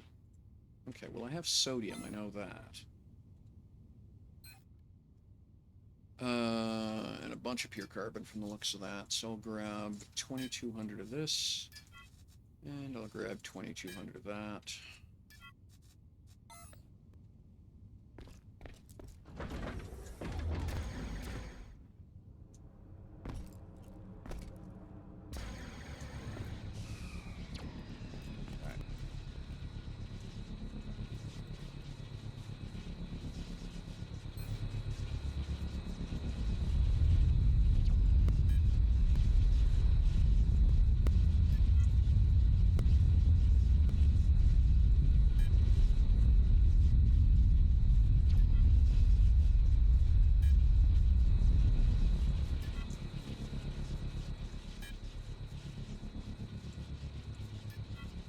Okay, that ought to cover me for a bit.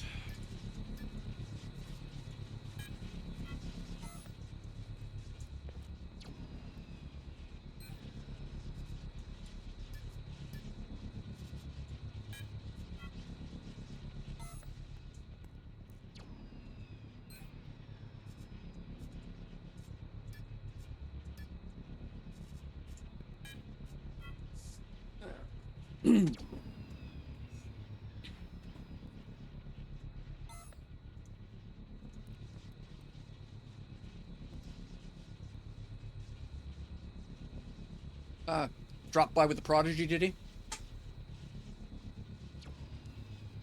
Alright. There. Okay.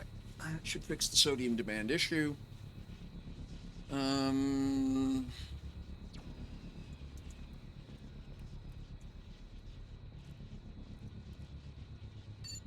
Okay. Everyone's been dropping by with their prodigies lately. I mean, baller ship can't you know, absolutely worth showing off. But yes, it's just been rather funny, the parade of prodigies dropping by. All right, so we need to come over here and grab that.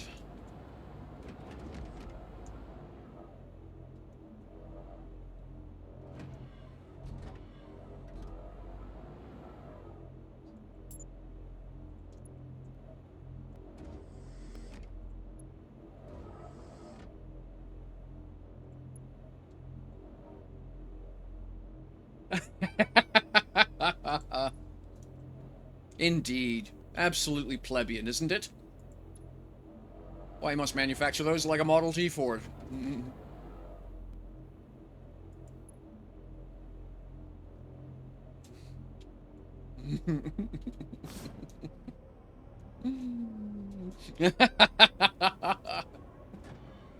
Never in any situation of accountability, eh?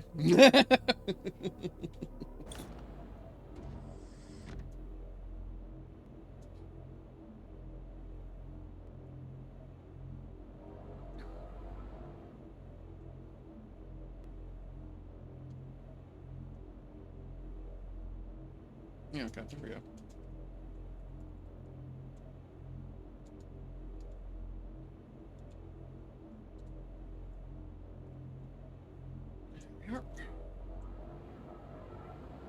Oh yeah, Toby does great stuff. Oh my gosh, she does beautiful ships.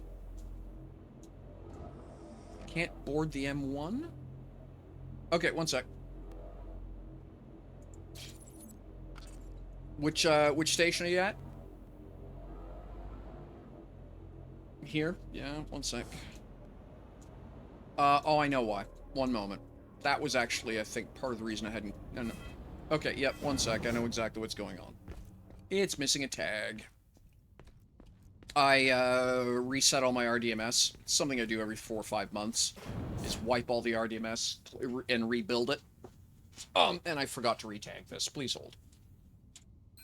Mission complete. Yeah, wrong button. Mission complete. Didn't want that. Wanted this one. Wolfstar. There we go. And then I need a create a policy, and this is service call. Third party work on ships stuff. Okay. And SVEA. Go.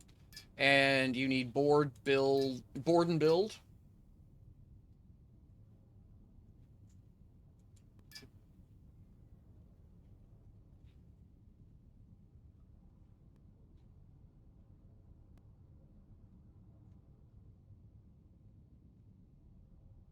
Board, edit, use element. Okay, board. Edit.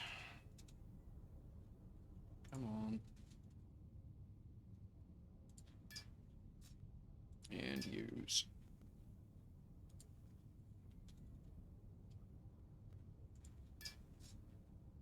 Not what you're looking for.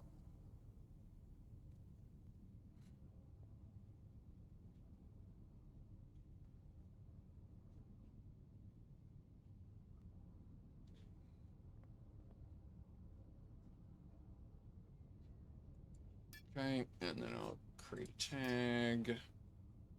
And tag is going to be service tech. Okay. Don't need to do that. And this is this. And then we go back here and edit this. We should just create a tag here, but that's fine. Save policy and go and construct advanced set construct rights. And service call. Okay. Oh, this isn't owned by. This is owned by me, not by. One sec. That's been something else I've been meaning to fix. Please hold. Can I tokenize this thing? It's not owned, but it's not owned by Wolfstar. One sec. I'm just gonna tokenize it and give it to me so I can put the correct rights on it.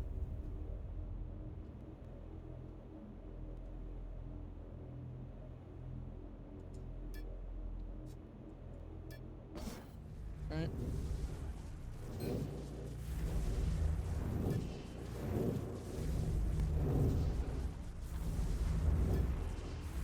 Oh.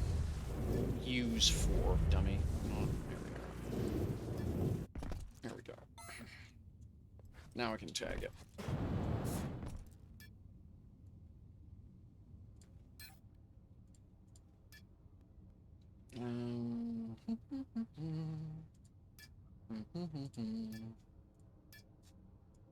There we go. Yeah, it's on a long list of things to do. What I have now works, so yeah, good enough for now, right? But yes, it would be terribly cool to have the doors open and close as automatically as they came and went.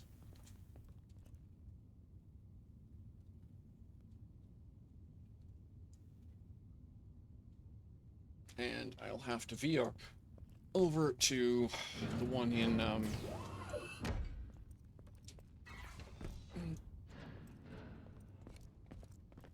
Thades as well, because it's going to have the same problem.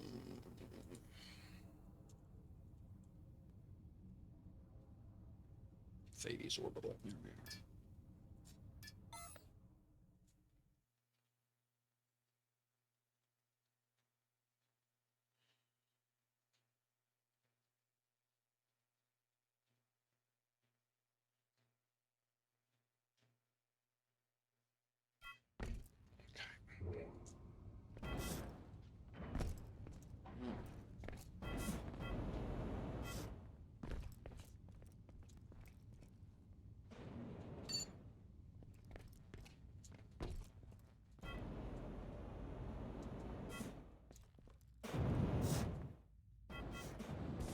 Now, give me a sec.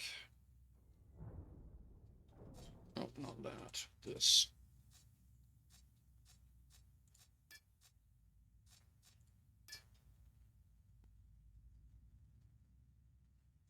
Okay, yeah, I got one slot available, so yes, and same thing again. So build mode, advanced tokenize.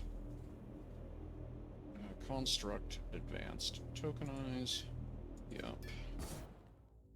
And then use the token.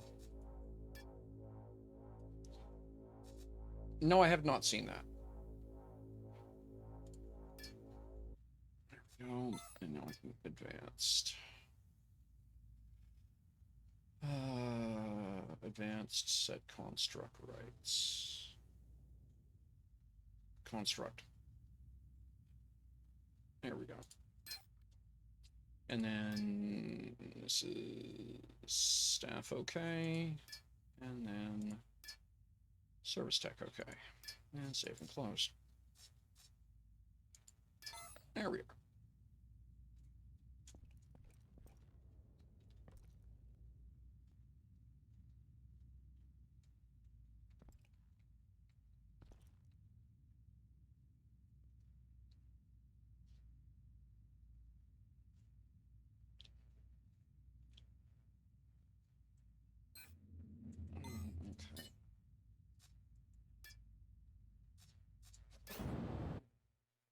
Okay. Alrighty. There we go.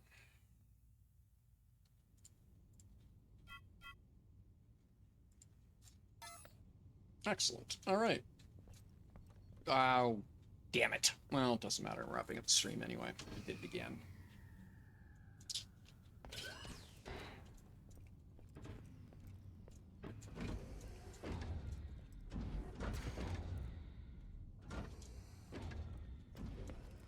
All right.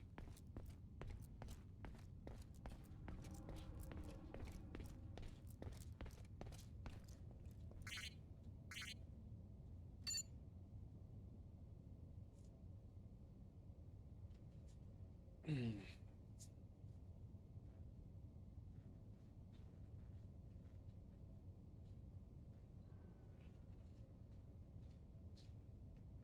Okay, you still think you need ore, but you've got plenty of sodium at this point. It'll take a minute for that thing to figure itself out. Excellent. Thank you very much, good sir. I deeply appreciate that. Right. Now.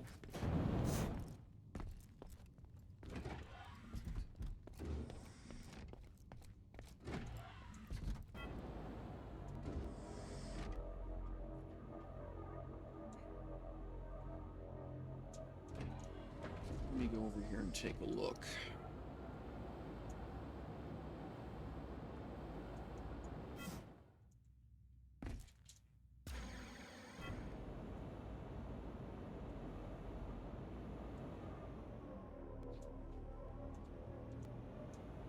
So what am I thinking about here?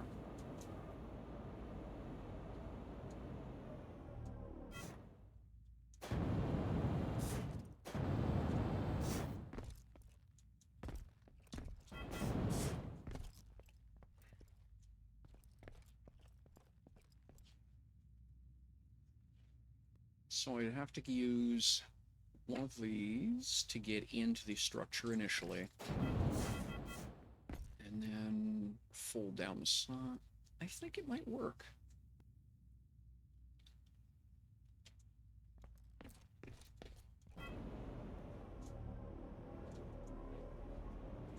Okay, let's give this a try.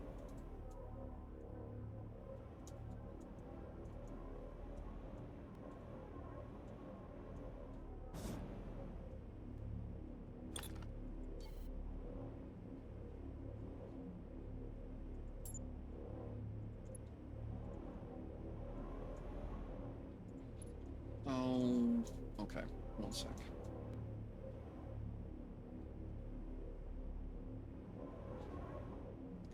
To there for sure. And then I guess come into there. I don't want to go any further. That gives me that ramp. Do I want to go to there? Yeah, I guess we will. Okay, we'll do that. That's not terrible. We can work with that. I can go the whole width, I think.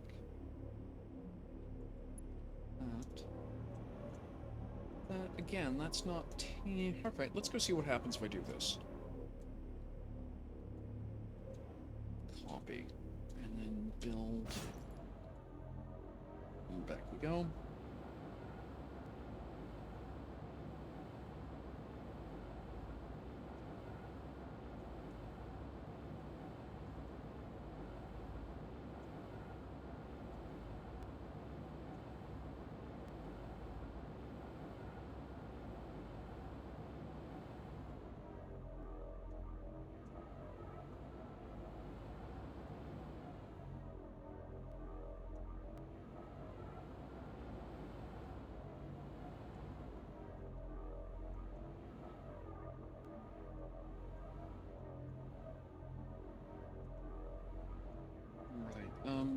let's build mode here.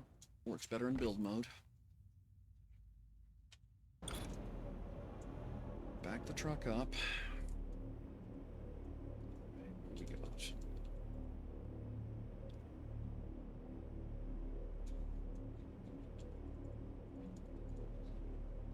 Okay, and then G.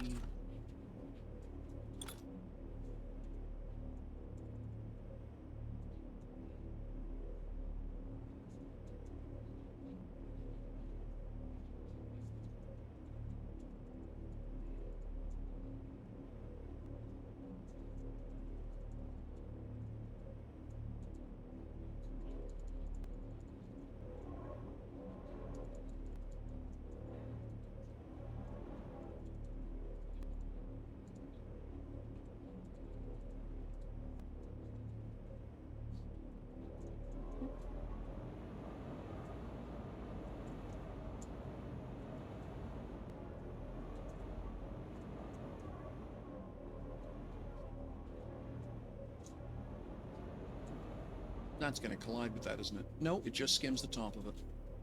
Hmm. That's interesting. Okay.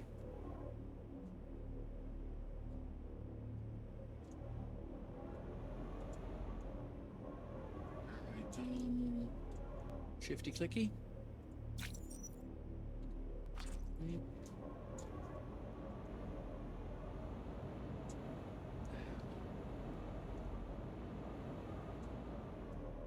Yeah, I can still see voxels, so there's, but at that point, this actually may change a lot with this build. I may be able to just simplify a lot with this as a result of this.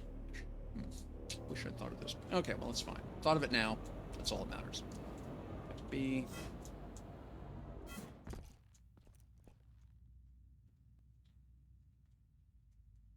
The church bell maneuver, as I call it.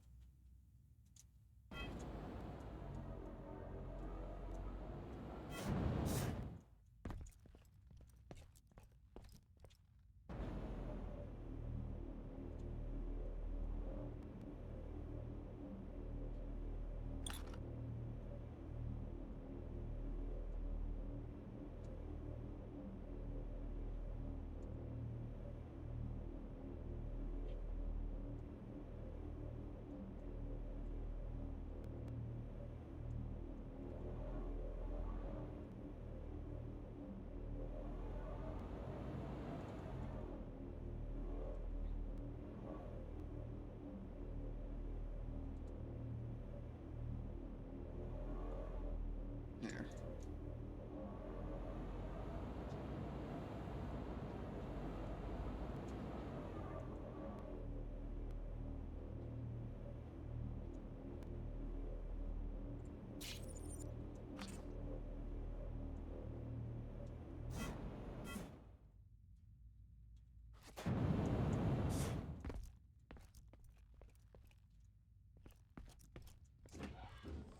Oh, yeah. Yeah. Okay. Well, bloody barking hell.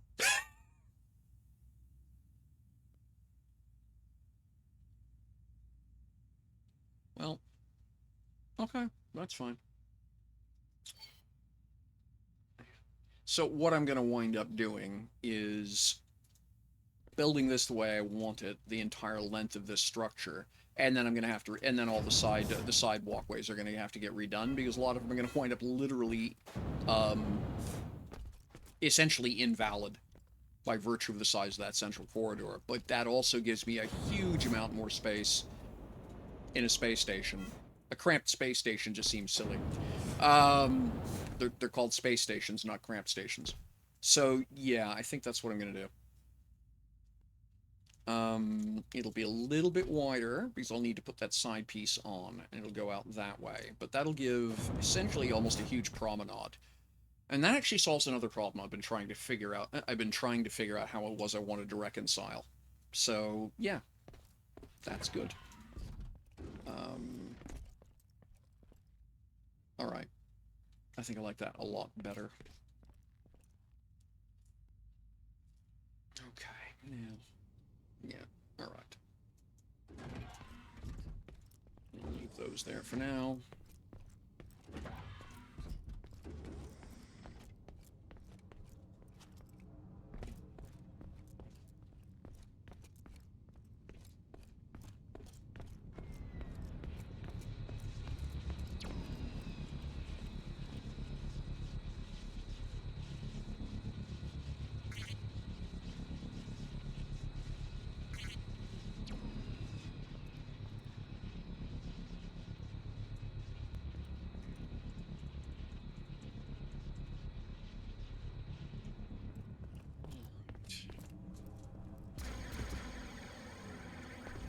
I think it's going to be a much better looking build. Right. So turn that on, let that run itself up. Before I do anything else, I need to get... What are we going through? So I put 1,400 schematics in this morning. Okay. So in 3 hours, I've chewed through, well, it was 1,500 schematics, so you may as well say in 3, I'm chewing through about 100 schematics an hour.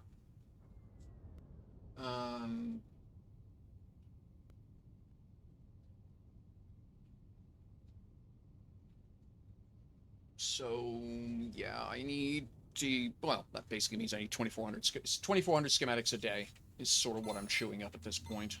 And that's before I expand any further. So, 2,400, and that is, what was it? It's the pure material one, isn't it? Yeah, pure material schematic, yeah.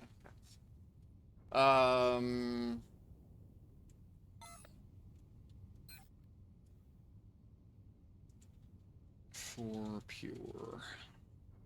Okay. And it's 24 a batch.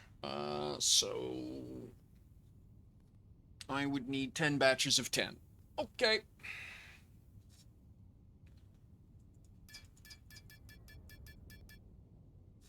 One, two, three, 4, 5, 6, 7, 8, 9, 10. There goes. All right. That's gonna go, and then the other one that I chew up is the product material, tier 2 product material.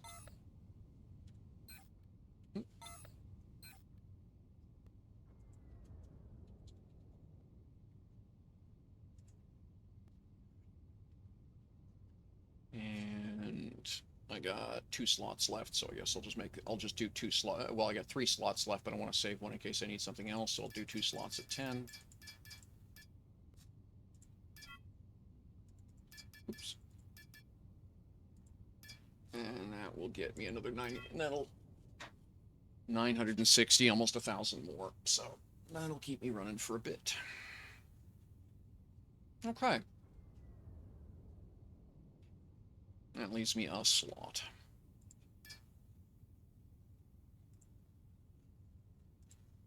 Okay.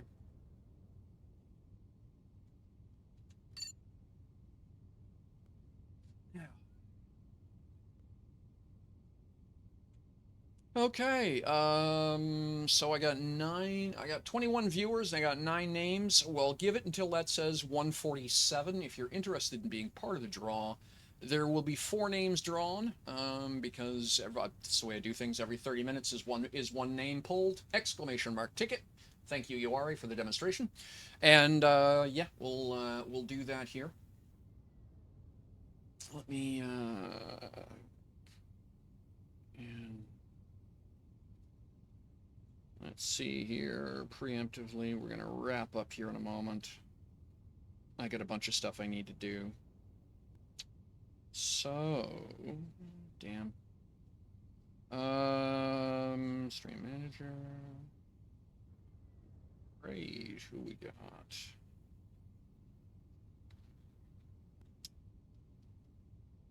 I seem to be the only one doing dual universe right now.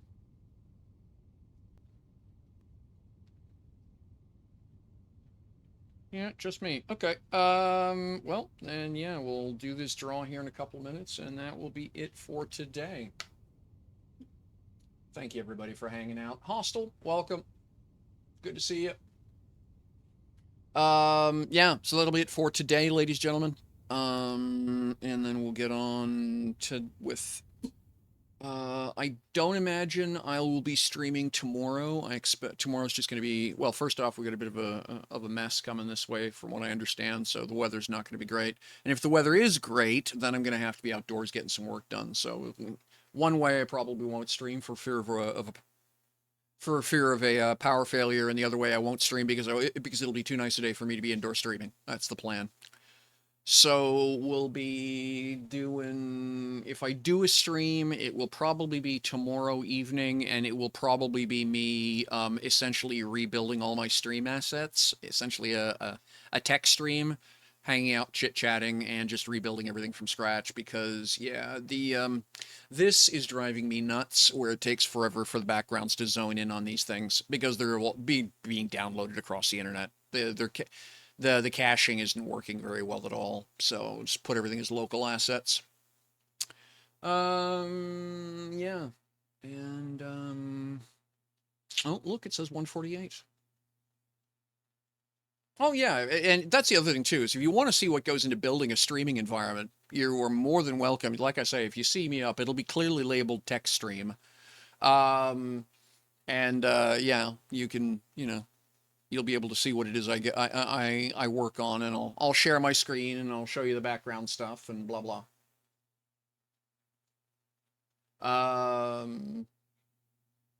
So, but yeah, that'll be so if you're interested, just keep half an eye out. That'll be what I'll be working on.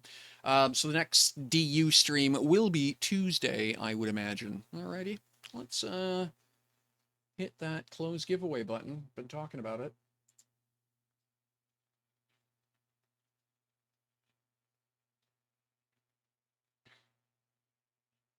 And then, so 1, 2, 3, 4. So we got Cool Ice Tea, Raytheal, Jap Bus, and DU Prowler. Thank you very much, y'all, for hanging out, and GG on the wins. Let's get some money moved around here.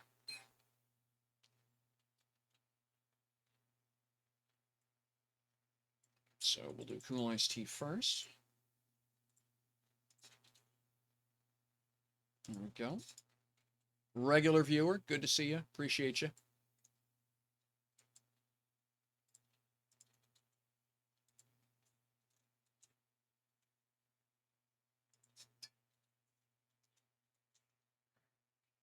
Hey, thank you, as I say. Appreciate you being here. Keep me company while I'm gaming. And you are very welcome.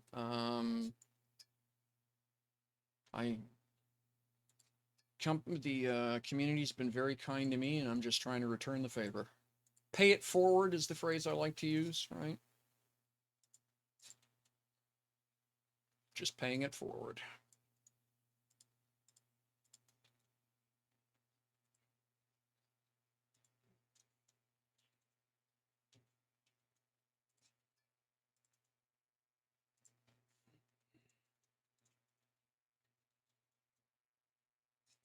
There you go. As always, if this isn't going to really change anything for you, please donate it to somebody who will. There's, and it's, interestingly enough, if you're not the kind of person who does charity, and there's all kinds of good reasons for that. I'm not gonna shade on anybody who doesn't believe in charity. One thing you can do is the next time you feel like the next time you think, I'm gonna have to go to Market 6 to get something, pay someone to bring it. Pay someone to bring it to you. Consider your shipping fees paid. Take care of yourself, Big Floss.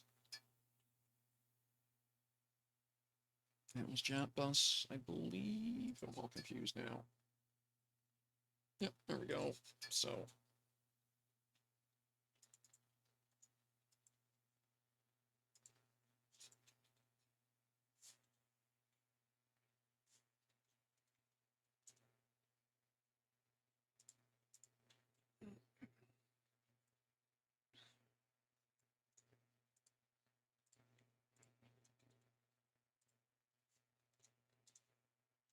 Oh, you are all very welcome. Take care of yourself. As always, if there's folks you like gaming with, reach out to them. It's amazing how much that little gesture can be worth. Take care of yourself, Cool Ice Tea. Take care of yourself, Uari. Thank you very much for dropping by. Thanks again, God King Hawk, for your assistance earlier on. And yeah, so the Warp Beacon is up and running. Good night, Van Herk. Take care. Warp Beacon's up and running, so if you happen to see it and you let me know if you can use it or not, if you're a part of one of the orgs that have access to it. So yeah, it should drop you off basically 10 kilometers, you know, or 10 kilometers directly ahead of the space station. So, and yeah, so I got a lot more to do, obviously enough. It's taken a lot longer to get these E19s built out than I thought it would. I may wind up just having to buy a bunch of parts. It is the the name of the network is the Mattis Transit Authority, MTA. So just look for MTA, Mattis Transit Authority. If you want to add SVA to it, go ahead. I will happily add you.